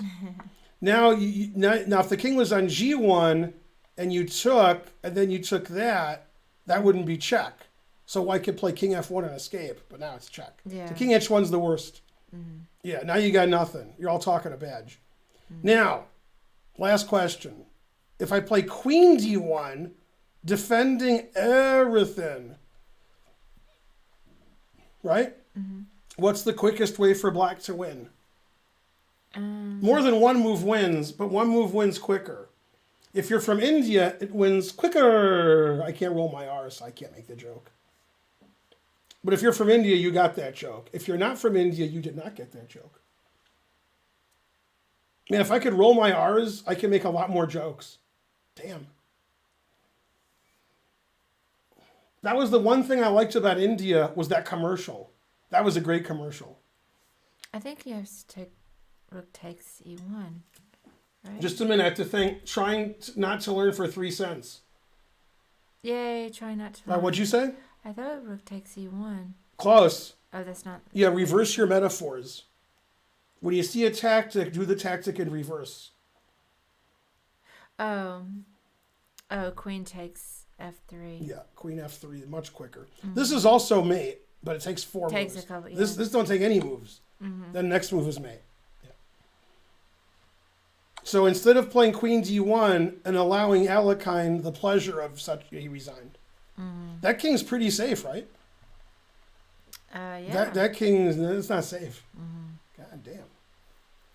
Queen takes F3 is the correct notation, chat. Yay, you're welcome. Yay, trying not to learn. Rook takes E1 also is mate, because after rook takes E1, knight takes, queen takes F2, the truth hurts. Because queen F1's mate next move. Mm-hmm. You have to just give your queen away and stop it and get mated the next move. Yeah. This is mate in 2 now. Yeah.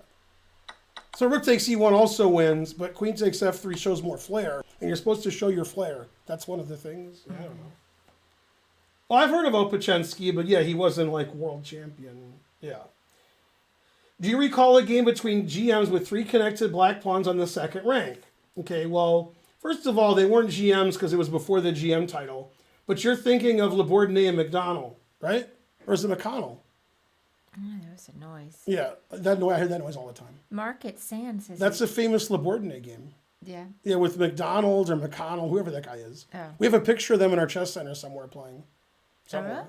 really? Yeah, Oh, Market Sin says he likes me on the stream because then he gets to learn. that's right. I like the way this guy said McConnell and the next guy said McDonald. They got me good. The chat never helps me out. They just give both answers. It's Hey. always right after the. It's always like immediately after the other one. Yeah. Hey, MG Weirdo. Let's see. Sounds like. All right. This guy said McDonald. So we got all three things that I said: McConnell, McDonald, and McDonald. Yeah. You know that game with the 3 pawns on the 7th? I've lectured on that before. Yeah, Yeah. I do remember that. Happens a lot except for one thing. Tell everyone. McDowell, what movie is he quoting? And they put fries, showing that he knew what movie he was quoting. I don't know. Coming to America. Oh. Did you see it? So the guy's name is McDowell, and he owns a restaurant that's very similar to McDonald's. And they're always suing him. And he's like, "My name is McDowell. What do you mean?" Then in the back, he's reading the McDonald's handbook on how to run the store. That was fun. And that was played by John Amos. He's the greatest. I don't know who he is. Yeah, he was the father on Good Times. Oh, yeah. He was in Roots too. I know. Yeah, R.I.P. I know who he is. Yeah. I forgot that was his name. Yeah, and also, what's his name? His name was Sam Jackson, that movie For 10 Seconds, and Ralph Bellamy and Don Amici, who reprised their roles from Trading Places. Now, let me explain. In Trading Places, they're billionaires, but at the end of the movie, due to the shenanigans of Eddie Murphy and Dan Aykroyd, they're homeless. Then the movie ends. Okay. They lost all their money, and the movie ends. I saw it. Then, in Coming to America, years later, there are two homeless guys. Eddie Murphy's giving all of his money away because he's a prince and he has infinite money, but he wants to live like a commoner, and he gives it to them. They're homeless guys on the street. Yeah. And the guy says, "Hey, we're back in business." A referring to little the other. homage to the Right, and yeah, previous very good. movie. Yeah. Yeah. Coming to America is the best Eddie Murphy movie of all time. No. Sam Jackson, every movie, that's correct. Right. That is correct. Yeah. His buns have no seeds. What? Sharik DC's, I never knew that. Now you know that. Can we get a Nightdorf lecture, por favor? Can we get a Nightdorf? What? Says Sack Blaster. All right. Back to whatever it is I was doing. Talking about movies? All right, next game is Nun Korchnoi. Korchnoi, very famous French player.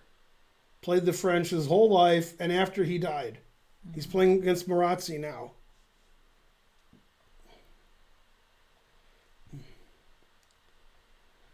Yeah, that joke's too complicated. I can't make it. And what's the year? Nobody et knows. cetera? This is from Switzerland, Lucerne, the World Team Championship, 1985. Okay, John Nunn, one of the smartest guys in the world. Right? Let's go look at his Wikipedia. And I mean just me and you. We're going to ignore them. Because you didn't think John Nunn was smart. You were like, John Nunn's not smart. My son Holden's smart. Right? That's what you were thinking, right? So yeah.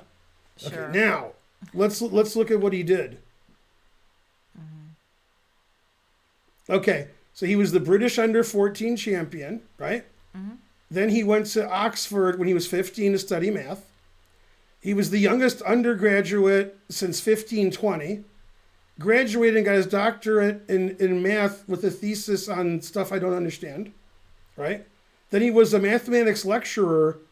Then he became a pro chess player, right? Okay, and then there's old John Nunn. You got that? And then there's young John Nunn. God damn. Wow. The truth hurts, right?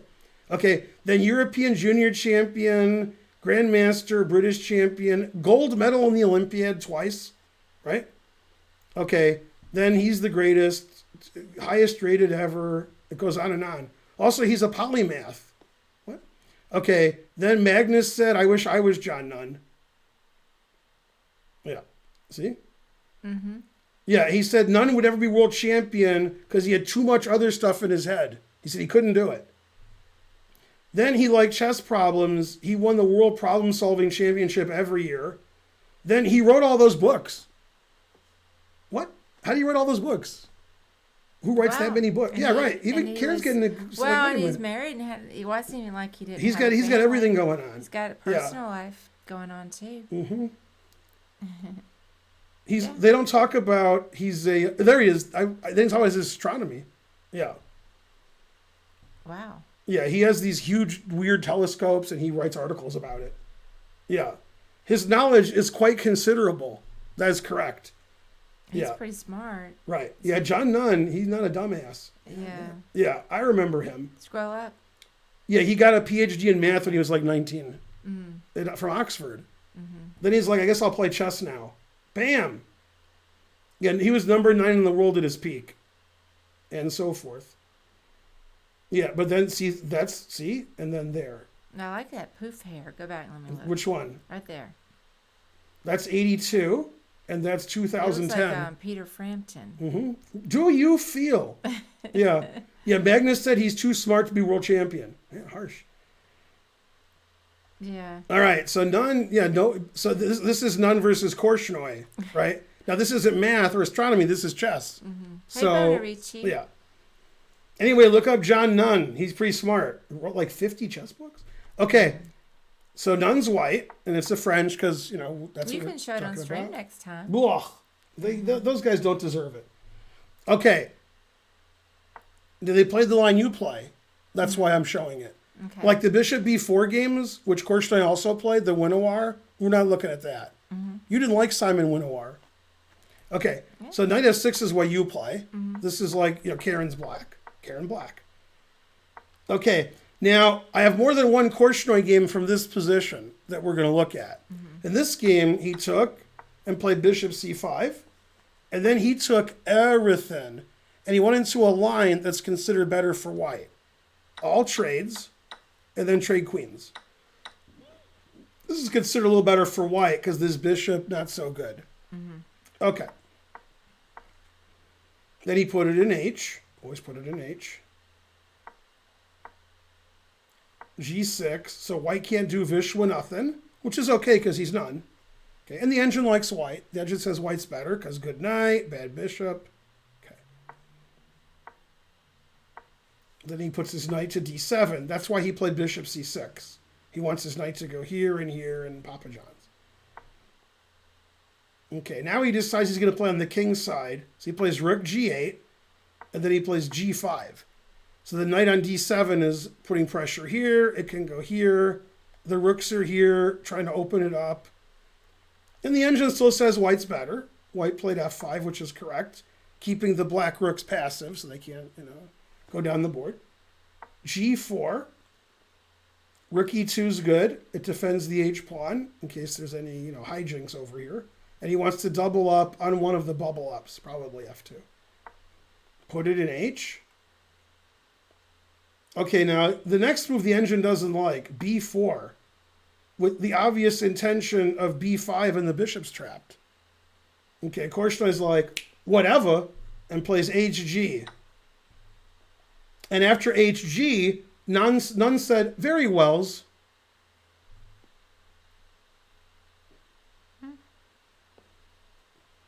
HG.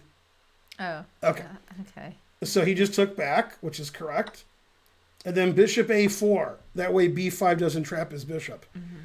Now the engine wanted the pawn here, so B3 would kick the bishop back. Now the bishop is controlling this diagonal, which doesn't seem very important until it does. Okay, king B2. He infiltrates with his rook H3. He defends his pawn. The engine prefers rook here. It doesn't like the rook being passive on G1. Then he doubles up on the bubble up again. King A3 attacking the bishop. And now Korchnoi makes a very interesting move. And the engine doesn't like it so much. It still says white's better. It wants to play the pedantic knight B6. And Korchnoi played rook C8 and said, I dare you to take my bishop. I double dare you. Do they speak English in England? And Nunn's like, well, yeah. Okay, so the idea is if you take, which he didn't do, then rook takes C3, winning a pawn, trapping the king, attacking the bishop, etc. However, the engine still says white's a little better here. Even though the king might get mated, the engine doesn't get mated. It's like, I'm not getting mated. Okay, so he should have done this. But he was afraid of Korchnой's rook c8, so he retreated king back to b2. Okay, a6, so the bishop's not trapped anymore. And he plays bishop to d1. I think rook g2 was a time trouble blunder. Right, I think he wanted to maybe double and attack this rook and come in, but he forgot about bishop d1. Because the bishop here was sort of trapped on the side, but now the bishop is, coming in, do stuff. So he stops bishop f3 by defending f3. And you can see black is just infiltrating everywhere. Like black's all over the place. Right, and you see white's very passive. He doesn't have any play with his pieces. Okay, and he's in time trouble, obviously. He traded, opening up the line for his rook.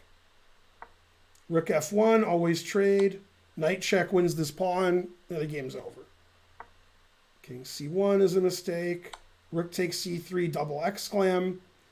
And he resigned here. This was a blunder, but he's losing anyway. So if you play the obvious move, king takes here, your bishop is pinned, so I can just take this. You can't. You're just losing a lot of material. So Nunn just got totally run over that game after he had an advantage. Korchnoi broke through on the C file and the H file. So very bad play by Nunn. Nunn got confused in this position. After king a3 and Korchnoi played rook c8, the rest of the game Nunn played terribly. Nunn has to play king takes bishop. He was surprised by rook c8. He thought Korchnoi would play knight b6 defending his bishop. And very bad play. This position's fine for white. After king b2, he's just lost two tempi. King a3, king b2. So rook c8 was a surprising move, and Nunn, he should have been doing like math and astronomy. Like, what's he doing? Yeah, terrible. And then Korchnoi ran him over. That reminded me of the game you won. You were playing black in a French against a girl who was maybe 14. I'm guessing her age. At some hotel. It was a GCA tournament. And you were black and you had like 10 pawns. You were sacking and you had all these pawns and you won. That reminded me of that because you broke through too. It was like 3 years ago. I don't know, 2 years ago. 14-year-old girl? Yeah, I don't know. 11? Oh. Yeah, I don't know. Was it the Castle Chess? Maybe. I think it was the Castle Chess. I think it was Castle Chess. Oh, yeah. In her defense, she was tired because she'd been at that camp for the whole week. She was tired and she's a little kid? In your defense, you're older than her, so you're tired. Yeah, I'm always tired. Yeah. Yeah, I did beat her. I remember that. Yeah, that was a good game. Korchnoi was pretty mad before the game because they said Nunn is better than you. But they didn't mean John Nunn. They meant nobody's better than you. He was really mad. Yeah? No. There's two funny Korchnoi videos on the internet, although one of them might not be on the internet, but it might be, where he's yelling at Sofia Polgar. She beat him in a blitz game or a rapid game, and he's yelling at her. Okay, that's a funny video. And she's like laughing while he's yelling at her. Then the other video, which is obvious to anybody, right, is the game where he's playing a cow. Yeah. I don't understand it. There's nothing to understand. Was he really yelling? Oh, against Sophie? Oh, yeah. Oh, yeah. Why was he yelling? Yeah, because he lost. Well... Yeah. You guys know the game with Sophie. You know what I'm talking about. Yeah. This is the first and last time you win against me. Roar. He was yelling. She's like a little kid. Man, he got her good. Wow. What year was that? 20 years ago. Man. Yeah. What's wrong with him? Anyway, watch this. Korchnoi, cow. So you think I'm making that up? I mean, I can't. That'll show you. Than the cow. See, look. Oh. Okay. Can't.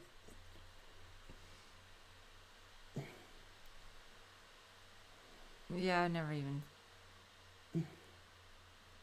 seen Look, it's tough for him, right? Yeah. I can't show him because I'll get arrested or something. You watching? You'll get See? arrested. That lovely. See, look at horrible. You could show terrible. No, I'll get in trouble. For what? I can't show other people's YouTube videos. All kinds of stuff will happen. Yeah. I'll be banned in my children's children. Anyway, did you ever see that commercial? I thought you could show that. Did you ever see that commercial? No. Yeah. Yeah, what did Bart Simpson say to Korchnoi after that commercial? I don't know. Don't have a cow. Okay. Yeah, I think you can show YouTube videos. You can show them if they aren't banned on Twitch. It says sick mofo. All right. Anyway, you guys can look. I typed in Korshnoi cow. Hey, I That's want all to I see. I want did. to see the yelling real quick. Oh, I don't know if that's on the internet or not. I think it is. Yeah, you should show the. I'm not. I'm never showing anything. Aw, you're just Hold. worried you'll get in trouble, Yeah. or you don't want to mess the scene up. Oh, here it is. Oh yeah, let me see. And I have the sound off. Okay, good. Yeah, that's her. Well, what good is what? Doesn't matter. Watching You'll without the see. They're sound. playing Blitz, right? See how fast they're playing? I know. Yeah. The whole point is to hear the yelling.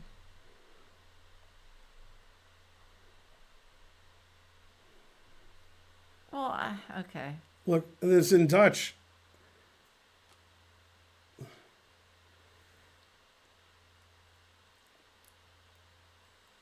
Oh wait, he seems like he's. There's John Fernandez in the back. Is he yelling? Nah, well, he keeps yelling at her when he walks away. Then she laughed. I thought he was joking. Oh no, he wasn't. Korshnoi not joking. I can't tell from his face. No. Well, See, look. they're saying he's not yelling. I would like to Well, hear it. Why yeah. can't we hear it? You hear later when the stream's over. You're worried it's against the rules? You don't ever do anything on the stream. Yeah. I'm not doing anything on the stream. Right. We're never going to show anything on the stream That's ever. fine. I'm just Ever. asking you why you didn't want to show it. I'm never going to show anything. That's why. All right. So here, Korshnoi won, and Nunn said, good game. Mm-hmm. And Korshnoi said, roar, you idiot. It didn't look like he was yelling. What? Yeah, he was And furious. people said that he wasn't yelling. Yeah. Oh, but somebody else said he's mad as hell. Oh, yeah. He was furious. Oh, definitely So- not joking. Okay. He gave a simul. I'll show you guys. He gave a simul in Vegas. Korshnoi did. Yeah. Okay. And I don't remember the exact game, but I'll get to the position. Mm-hmm. Probably not the right move order, but that's okay.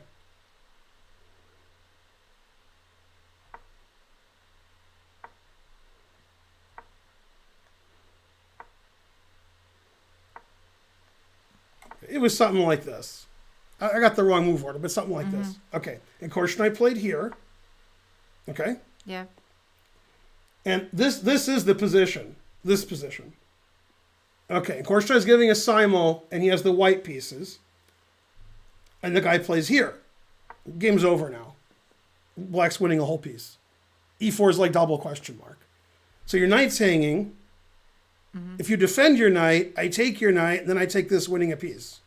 All right. So this wins a piece. You can see what the engine says, +4. So the guy plays bishop b4, and this is move 8 of a simul. And Korshnoi looks and knocks all the pieces over and goes to the next board. Wow. Yeah, I saw him do it. He knocked all the pieces off the board like in that commercial, and then he went to the next board. So So there you go. he's a temperamental fellow. Yeah, Hey, Grandmaster Gowry. yeah, truth hurts.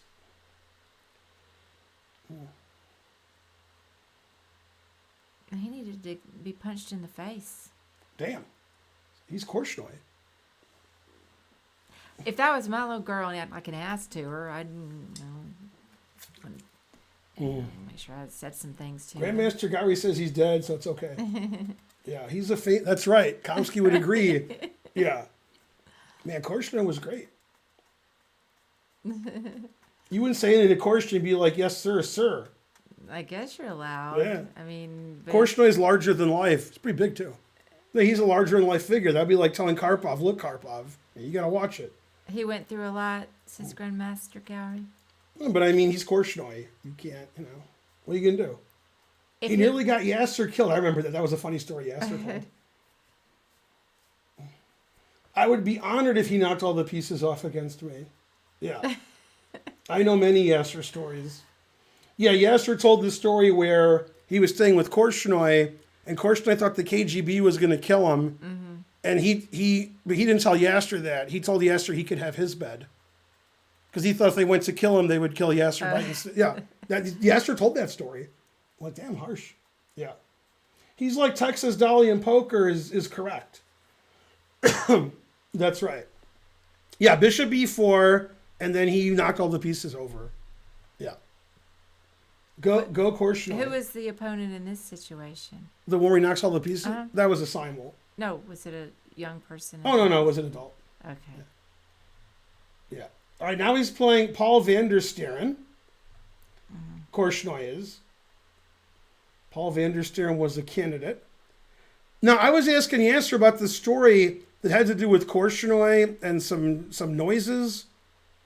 And he said that was van der Steren, like, somewhere in a park outside. Like, he was mixing stories, which, Yasser will do. Also, Yasser's probably here. Hi, Yasser. Okay, that's right. Classic decoy. That's right. Yeah, classic decoy. Yeah. That is a funny story. You're glad you don't have to be a douche to be a good player. Doesn't hurt. All right. Now, we got van der Steren against Korchnoi.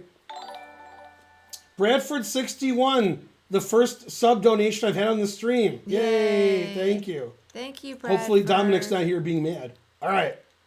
Since I'm half kidding. Yeah, that wasn't the first. Man, what's the last and time? Superman and other people. Yeah, can we do a hype train in about 15, 20 minutes? Not now. Not enough. Not ready yet. Yeah. Yasser, are you here? No, it's 10 o'clock, so it's 4 in the morning for Yasser. It's true. We should ask occasionally. Yeah, Yasser's not here. We have to check. All right. Okay, so obviously it's the French because, and then it's the same variation, the one we just looked at. Mm-hmm. Now, he played bishop g5, which you've also faced. The last game was e5. Mm-hmm. And you've analyzed this position with Spencer. Mm-hmm. And you can either play c5 or a6. Okay, he castled, which is another move. All right. Knight b5, controlling the d4 square. Also d6. So, okay. Now, in this position in the French, if you follow my advice, which you do, then you play very passively and you lose and your game's not good and your flag falls. But if you're a super GM who invented the French, then you play moves that aren't allowed. So what move did Korchnoi play? That's not allowed. It's always the same move. Never have to look at the board even. I don't know. Don't look at the board. One of your not allowed moves? Right. I guess it's F6. Right. Okay. Grandmaster Gowrie subscribed. Hooray! Go Gowrie. The more you subscribe, the more subs we have. Yay. Okay. So van der Steren took on F6. Took with the rook. Now the rook has some activity. Bishop d3. Knight c4 attacking the queen and the knight. So you have to take it. Queen takes. Knight d4. And the engine says it's equal.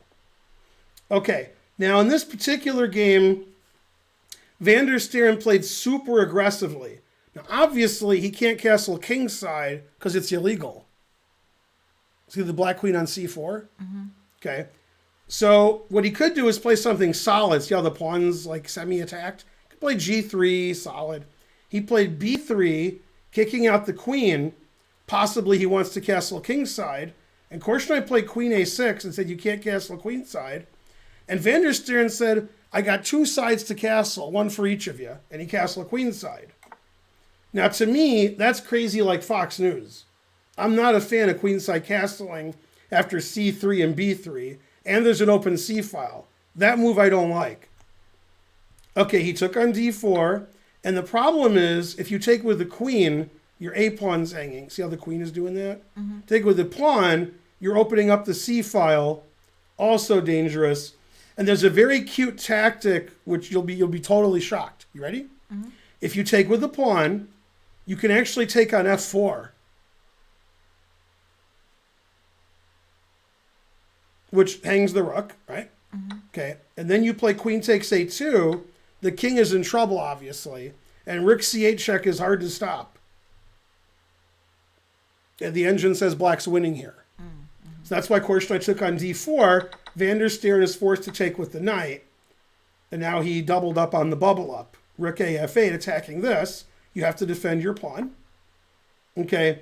And Korchnoi made a brilliant move here. It's the only move that gives black the advantage. It's an amazing move. And it's sort of obvious what the move is when you see Korchnoi played rook a f8, because g3 makes this move look stupid. Like, why did you double rooks against a pawn that has this big pawn chain? But if that pawn wasn't there, you would agree rook f2 would be pretty good. Pretty good. So what move did Korchnoi play to break on through? Yeah. I guess e5. That's correct. Double X clam. Former muscle. You can't take on e5, rook f2, and then a2, and no good, right? Because you have to move your knight. And then he did it again. He kept breaking through. So he can't go on the F file because the guy didn't take. But there's other files you could move your rook on. So he likes the one the king is on. See the king on C1? So he wants to open the C file. So what did he play? And d4. That's right. Yeah, Korchnoi was good. When you play the French defense, you never get to move those pawns up like that, and your bishop on d7 has all those squares. It's always blocked by all the pawns. You're like, no. But Korchnoi played f6, e5, d4, and his bishop has a plethora of squares. Right? His bishop, and the last game we looked at, Korchnoi is like bishop here, right? He don't care. Okay, and the engine already says that black's winning. He takes on d4, bishop g4, threatening the knight and pinning it. And he's threatening it. So he defends his knight and unpins. Check. Man, Korchnoi keeps doubling up on the bubble up. All right. And the engine says rook c1 is best, but obviously that hangs the knight. But it's still the best. So that's when you know your position's not good. So he played knight c1 instead. Korchnoi played bishop f5, threatening rook c2 check. And obviously you can see that Van der Steren's queenside castling didn't work out very well. No. Yeah. Okay, the game concluded. Queen b4. Every move wins here. Rook b6 is one of the best moves. The queen moved again. Queen a5 is actually the best move, surprisingly, because d2 is a square, c3 is a square. I'm threatening queen c3. The king has nowhere to go. King a3, rook a6 mate. So he plays a4. Then if you play queen c3, my king can hide on the a file, right? Then he took it. Now in this position, you will agree material's equal, because it is. Equal material. And the engine says black has forced mate and plus 30 and all that. Because we're threatening rook c2, which is mate. We're threatening queen takes d4, which is mate. And just like in the other games I showed you, where people didn't move their rook, in this game, white didn't move his h1 rook. Man, look at Korchnoi's pieces. That's some active pieces. And Van der Steren resigned. And that kind of game, when you see two grandmasters playing, that's a game that I call getting run over. Not like they played the same strength and Van der Steren like hung a knight and said, damn it, hung a knight. You know, Godverdomme, because he's Dutch, right? He got run over. It was like a truck run over him. Like, rawr. Like, just shows you, like, the class of one player versus, a Dutch grandmaster. Yeah. What are people saying? Korchnoi too good. Right, yeah. User says, why didn't he take with the knight? But I did explain that. Well, he did take with the knight. Is that what you meant? Maybe I asked that before you. Why didn't he take with the knight? He did take with the knight. Bam! If that was your question. You mean take on d4 with the knight? I don't think he meant that. That was the only thing you could take with the knight. Rook c2 isn't mate. No, but like mate means and mate, not checkmate. It means this leads to mate. This leads to mate. That's what it means. I would have said checkmate if I meant checkmate. When I say mate, that means it's coming. Yeah, your indolence is inefficacious. I asked about that before you got there. Oh, okay. About the knight. Why are Russians naturally superior in chess? Incorrect. Go Ben. That's right. He used an engine, which he put in the truck, and the truck ran him over. Yeah. You all right over there? You getting tired? The Russians do have a lot of good chess players. A lot of good chess players everywhere. What about America? Come on, we got like Alexander Rutten, and we got what's his name? Who's the kid with the brother? He comes here. I don't know. Yeah, he played in the something. Andrew Jang. Yeah. Those are all See? good Yeah, junior we got good players. We Yeah. do. And then we got what's his name? The 2400 kid. Yeah, he's 2400. He's a kid. He's like 14. I don't know. Yeah, you do. I don't. You'll have to say the name. Oh. You have to come up with All it right, on hold your on, own. hold on. Oh, Arthur Guo. That's right. I thought of his name. I thought of his dad, Mike. Right, and his sister's like 1700. Pretty good. Ingrid, yeah. Yeah. See, there you go. Caruana, North Korea. There we go. Naka. Yeah. See, we got everybody here. We got Sam Shanklin. Oh, man, look at Black running over White. White looks like he's some simul opponent who just learned how to play chess. Black's like, rawr, kidding me? Whenever material is equal and the engine says plus a million, the guy who's plus a million is better than the other guy. Now, if you're up a queen, it doesn't mean you're better than your opponent. It could mean they hung a queen. And if they didn't hang a queen, they might beat you every game. But when they hang a queen, then you win sometimes. But when it's equal material and you're getting run over, then that guy's better than you. It can't be equal material and the guy's plus 30. That means he's better than you. That's what that means. Right? Mm-hmm. Karen agrees. Yeah. Etc. I am tired. I had no naps. Are you insinuating I took a nap today? All right. We'll get rid of that.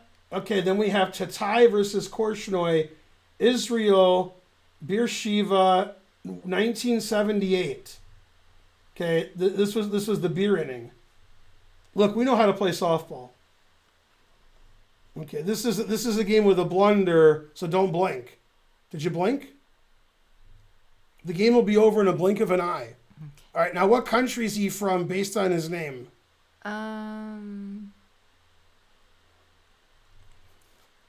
Stefano. Tatai? Mm-hmm. Oh, no, it's Italy? Yeah. And what does he say when he leaves a room? Ciao. No, Tatai. Okay. Now, French defense, you agree.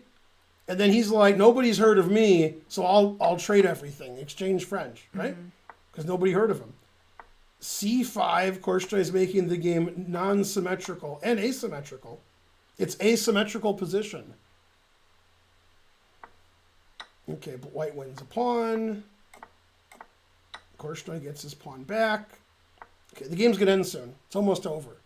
Okay. Okay, Rookid attacking the queen. Queen moves away. Okay. Now here, White's already not doing well. The engine already likes Black. And here White made the losing move and the game ended. All right. He played the standard knight BD2 developing his knight. Okay, Black to play and win. All right, let's see. It looks like the boring world of Niels Bohr over here. But actually, White's already lost.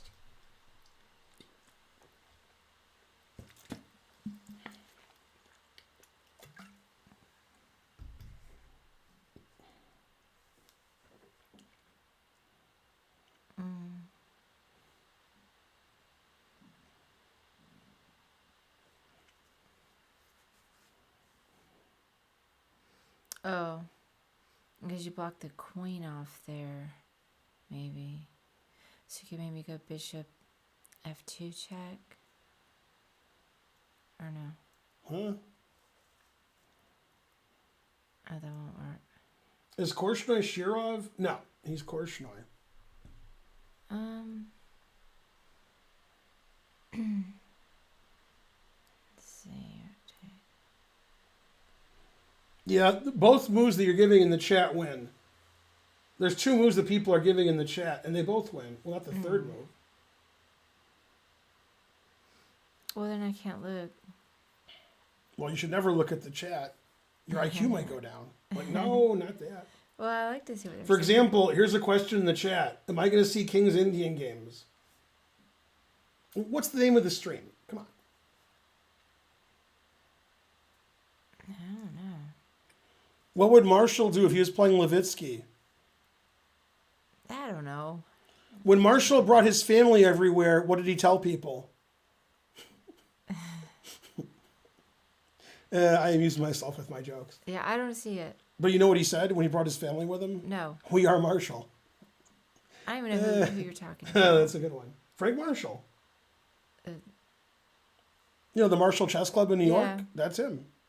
There's a famous game, Levitsky-Marshall, where Marshall plays this move. It's the greatest move ever played. And they throw gold coins, which is made up, but it sounds good. Yeah, I don't know. All right. So this is a very common idea, which we've talked about previously. The bishop and the king are lined up. Yeah. So that means you can always take things for free on G3. There's nothing on G3. We're going to go there anyway. Oh, yeah. Okay. Now we're threatening bishop H3 with advantage. Okay. Also winning is taking on H3 right away. And then after takes, queen G3 check. And the engine says black is winning. First of all, you can't take the bishop. You shouldn't take the bishop. If you do, then this happens. Queen takes H3. You can't play knight H2 because knight G4. God damn. Okay, then if here, I got two knights, one for each of you. And you're just getting checkmated here. Okay. So bishop H3 is winning. Queen G3 gets the slight nod for the engine. Okay, he played bishop F5 because black wants to do that, right? If you play king H1, threatening the queen, then I play bishop takes F2, and so forth. So you play bishop F5, rook E2. God damn. See how the bishop on D3 was protecting E2? Yeah. Now it's not. Now we're attacking F2 a lot. And we're pinning the knight.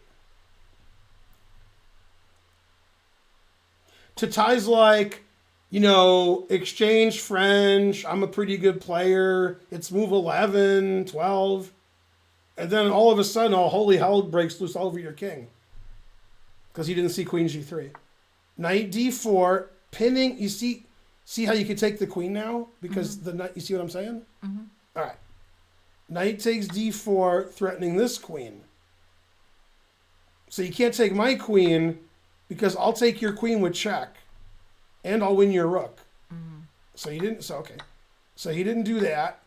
So after knight takes D4, he resigned. If he doesn't resign, he would take that, right? He took a piece, you gotta take something. Then I take with the bishop, and that's it. You can't defend this, and you're down material, and Papa John's. And the engine says black is up 3.5. So instead he resigned. So he lost that game like move 14, and he's white. And look at black's pieces all over him. Okay, and that's the problem with the preemptive H3 weakening the G3 square. H3 I'm not a fan of. He played H3 so bishop G4 wouldn't happen.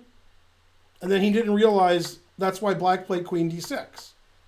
So he could play queen G3 at some point. Didn't see it coming. This position's already bad for white. If white's going to take on C5 early like he did, he has to defend that pawn and try not to lose and be a pawn up. Instead, his queen's on E2, so he gets harassed. Rook E8 harasses his queen. So he's playing queen E2, queen C2. That's just losing a tempo. And then H3 allows queen G3, and then knight here blocks the queen from the defense of F2. He didn't see queen G3. So he's like losing immediately, even though he's a pretty good player, because Korchnoi is better than a pretty good player. Korchnoi, according to, I can't remember his name, Larry David, what kind of player is he? According to Larry David. It's pretty good. Did you watch every episode of Curb? I've not seen one. Well, then that joke isn't very funny. I saw part of it, though. It seems like it's funny. This guy wants to play knight G4. What's defending the knight? What? Why are you giving a knight away? Don't give a knight away. What is Karen's Instagram? What? Knight G4 is illegal. It's not illegal, but I like it. No pictures on there. There are a few. King H1 is better than allowing queen G3, but H3 King H1 is pretty bad. So in this position, you want to play king h1. That's probably the best move. The engine says black is still winning here. You can't play knight bd2 now because this is hanging. So this is already, and then bishop f5. White's position is just terrible. Yeah. I think it's Karen ATL chess and without club, but I don't know. There aren't any pictures on there that are. Nah, he should play differently earlier. Queen e2's bad, h3's bad, d takes e5 is suspicious. Chat worse than the usual. What? The chat's great. Wait, what are these guys' ratings? You're asking about Korchnoi? Korchnoi is one of the 3 greatest players who ever lived who wasn't world champion. Tatai's like some IM from Italy, so 2,400. Nobody knows. Yeah. Nobody knows his rating. All right. Now we have another game because Karen can't wait to look at more chess. Well, I was just so tired. I've got the yawns. And I even drank some cappuccino. I got Lucky for you, this is our last game. Yay.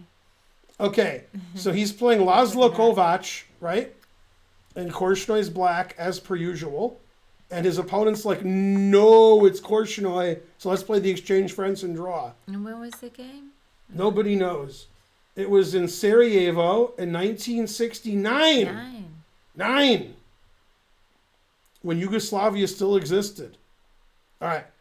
Bishop d3, knight c6. And look, queen f3 early. Ooh. I'm trying to suppress my yawns. But look at queen f3 early. Pretty aggressive. It is aggressive. Then Korchnoi retreated his knight. He wanted to put his knights here like I like to do. Knight g6, knight f6. I like doing that. I hate doing that. See? Look at Korchnoi go. Gets all my pawns all messed up. See? Look at that. Great. Now, Kovac put it in H. Okay, and also always retreat. Queen H2, confusing the audience. Yeah, the engine says, say, what? Rook E8, castles. Now, notice if I take this knight, you'll take my rook. Okay, which wouldn't stop me, obviously. And Korchnoi said, I'm pretty good, I'm Korchnoi. How do I get rid of this bishop? So Korchnoi played.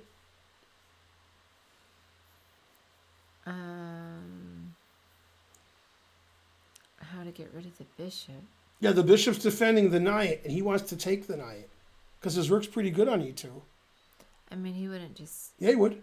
Oh. Yeah. Bishop f5? Yeah. Really? Yeah. Well, you don't like that? Well, I guess that... Yeah, now they trade pieces, and that rook's anyway. pretty Actually, good. I like that because I always hate that bishop. Yeah, do you like this knight here? They can't go here now? Do you like this pawn that's getting captured? All right, so he played b3, so his pawn doesn't get captured. Korchnoi tripled up on the bubble up, so he's got the e-file. Bishop d3 attacking the rook, and he stayed on the 7th rank. Scary, because he could get trapped. Now, the knight can't move to either square. Notice the queen on e7, right? So basically, this is badly placed, this is badly placed, this is badly placed. I got the e-file. I got 2 knights, 1 for each of you. Okay, he played queen g3, and Korchnoi played the move Morphy would play. The move Morphy would Get your last piece into the game. Yeah, I guess rook e8. Yep. Queen g5, nonsensical move. The knight e4, discovered attack. Okay, now, why did he play queen g5? Thanks for asking. Queen c1, trapping the rook. Okay. So Korchnoi like, trap my rook. I dare you. I double dare you. And Laszlo said, do they speak English in whatever country you're from? So now he blundered and played queen c1, although he's losing anyway. See how the rook's trapped and it can't escape? So what did Korchnoi do?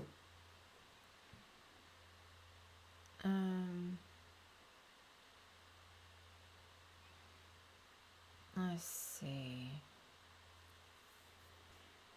In all these games I'm showing you where somebody's attacking and winning with your side, the other side always has like a rook that hasn't moved. That's true. And then like Korchnoi's like, I got all my pieces working here.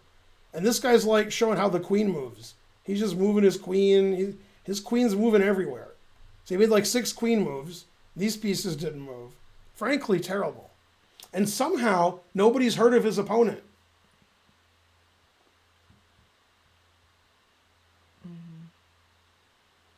The engine says 2 different moves win, but Korchnой's move wins more. So you got 2 answers of winning moves. Yeah, I'm trying to look. Trying to look could be a good handle. Trying to look like... Yeah. I mean, I'm not fast. You know, just sit there and wait on me for a minute, or you can tell me the answer. Are there any games in the Middle Ages that are analyzable? When Korchnoi was middle-aged, he was still pretty good. And Lasker, so yeah.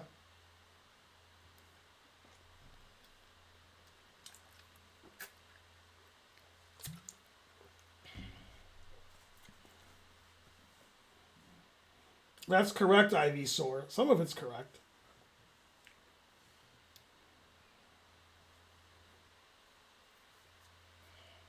I have no idea.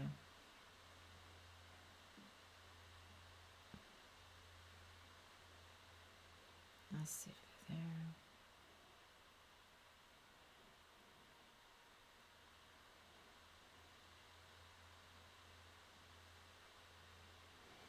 Knight D2.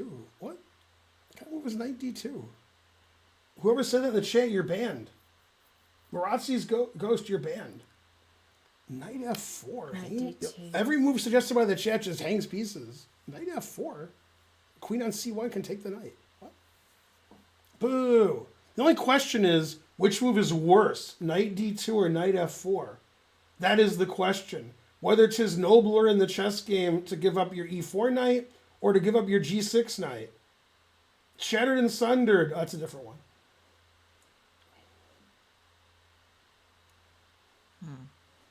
Well, I like that you'd run away screaming. That's good.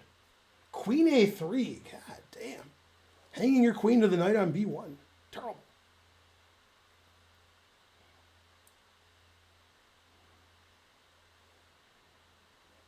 Any ideas? No, Huh? I don't know. That's your final answer? You want to keep looking? I'm tired. All right. So he played the best move, rook takes F2. Also winning is queen G5.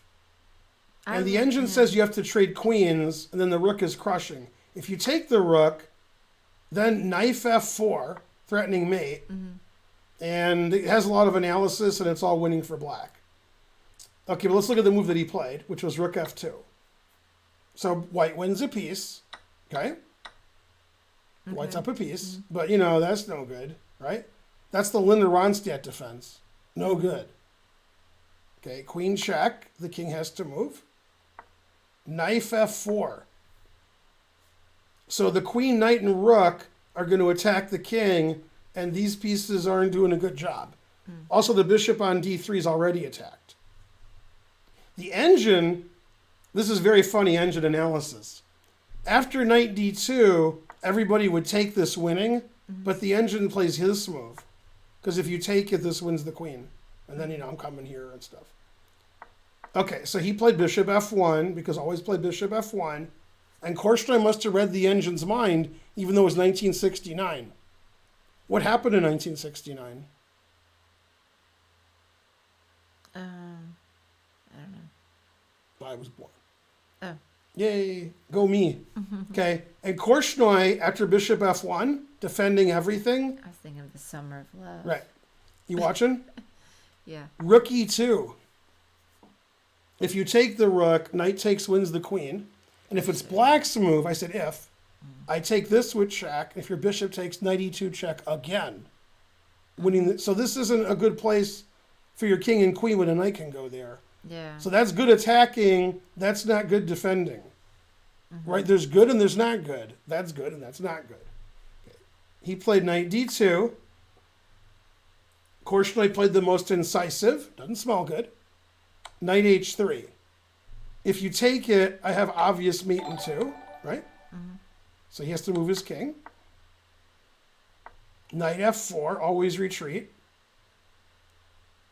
If you take the rook, then I check, and then I take, and I win your queen.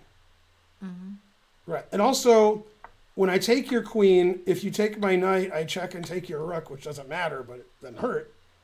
Okay. Rip the Jacker 412 doubled up and subscribed. Thank you. Yay. Okay. The Jacker. So after knight f4, he played king g3, attack. Lots of moves win here, but Korchnoi played knight d3, and now white resigned. This queen is attacked, you agree. Mm-hmm. But more importantly, I'm threatening queen f4 check. The king has one legal move, and then knight f2 mate. Mm. So the engine says resigning was a good idea. Because the king's no good. And the rook didn't move. Again. Yeah. Look at all the attacking pieces from Korchnoi. Korchnoi was good except when he was losing world championship matches to Karpov. Now, as you know, that means she doesn't know. Mm. In one of their world championship matches, first to win 6 games, Korchnoi was down 5 games to 2. That doesn't sound good, does it? No. In a period of 4 games after that, Korchnoi won 3 and drew 1. So it's 5-5. That was against Karpov. Yeah. God damn. That was games 28, 29, 30, and 31 of the match. If you thought you were tired now, imagine playing 31 slow games against Karpov. Okay. And then game 32, Karpov won. So he won the match. The next time they played, it was also 5-2. But then Karpov won, so he won 6-2. And that was the end of Korchnoi's world championship dreams. Although, in 1983 and then in 84, that's a long story, Korchnoi lost the candidates match to Kasparov. In 83, Kasparov didn't show up. So they declared Korchnoi the winner. Then in 84, they played in London and Kasparov did show up. They canceled the first match and said, all right, that doesn't count. And then Korchnoi lost the match. Although, Korchnoi won the first game with the black pieces in the Kasparov/Petrosian Queen's Indian, which I'm sure you're familiar with. That was the only game he won. Then Kasparov took him out back, which is reminiscent of the 1995 match with Anand that we previously discussed. Because after 9 games, Anand won a game 9, then he didn't win any games after that. In the Korchnoi match, Korchnoi won game 1, then that was the end of it. Now, because Kasparov didn't show up to the Korchnoi match, Korchnoi had nothing to do in Pasadena. They're supposed to play in Los Angeles area. But Kasparov didn't show up.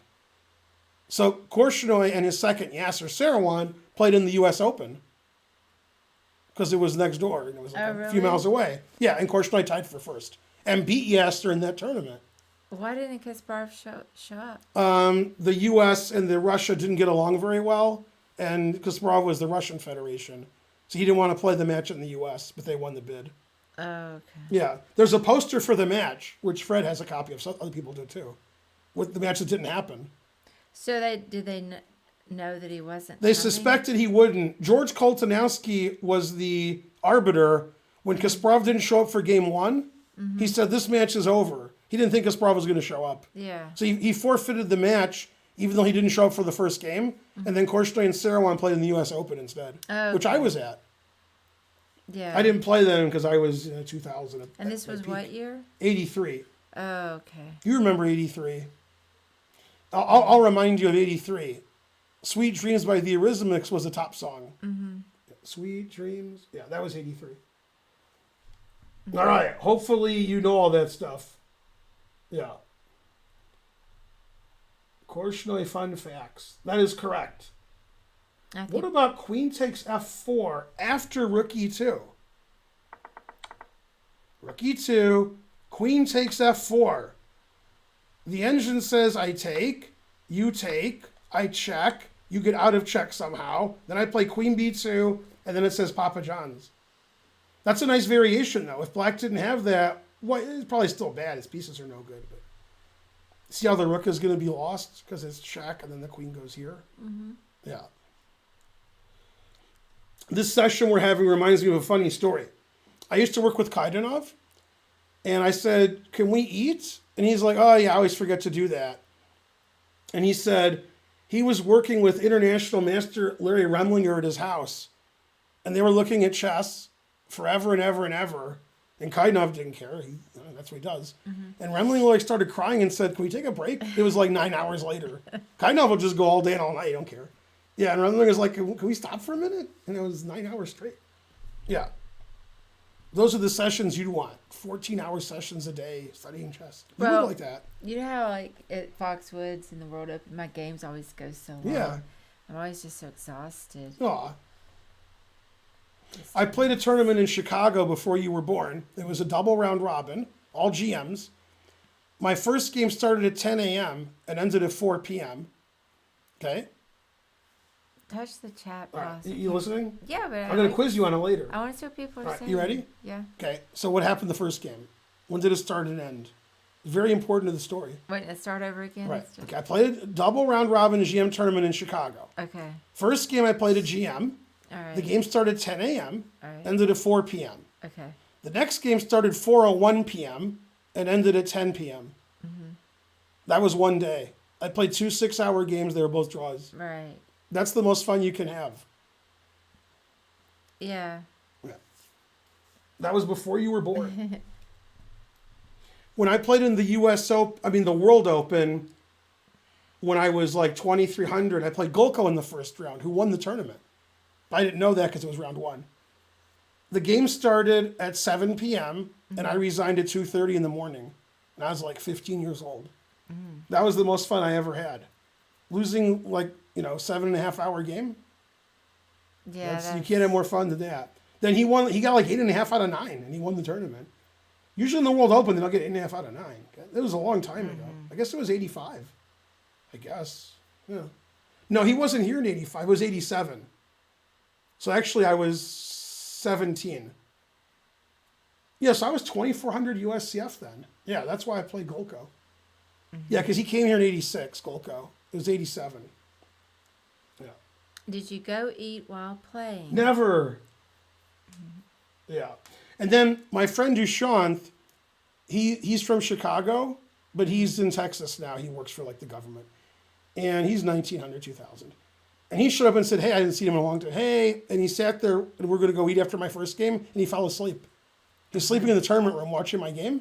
And then when my game ended, he said, I got to go get a plane. Bye. He couldn't eat with me.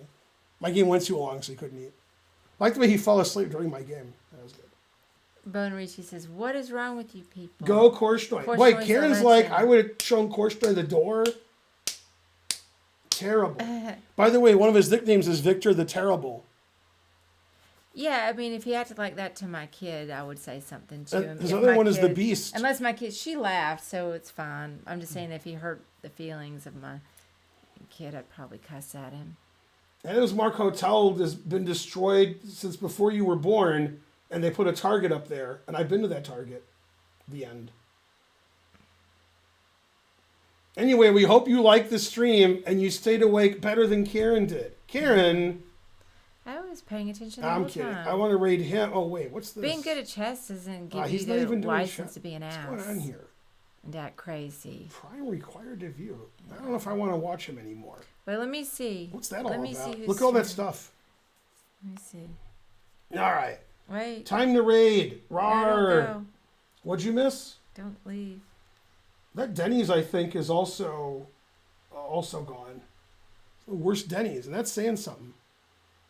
Anyway, I hope you like this lecture on the French and the London and a lot of Korchnoi and some Kamsky and so on, mainly and so on. Plus tax. I have several people. I'll probably raid that guy, Yeah, he's good. whoever that guy is. I like him very much. Kobe. All right, have a night, good night and have a everybody. good bishop. See you, everybody. Let's see. How do you spell his name? Korchnoi. I had other people too. Yeah, one time I was paired with Korchnoi, he didn't like the pairing. So he went to the arbiters and they changed it. And I said, why did you change it? And they said Korchnoi's complaint. All right, bye everybody. Hey, bye, Indo Queen. I didn't even see you. I wonder if anybody gets I that think she just joke. got there. Bye Indo Queen, also etc. Anyone get that joke? Bye, All right, Rufus and Bonarici got it. Doofus. As long as somebody gets it. Bye, Hunky It's the Blood. Dennis Miller ratio. That means 1 out of 1 million people get it. Okay, Also, bye, bad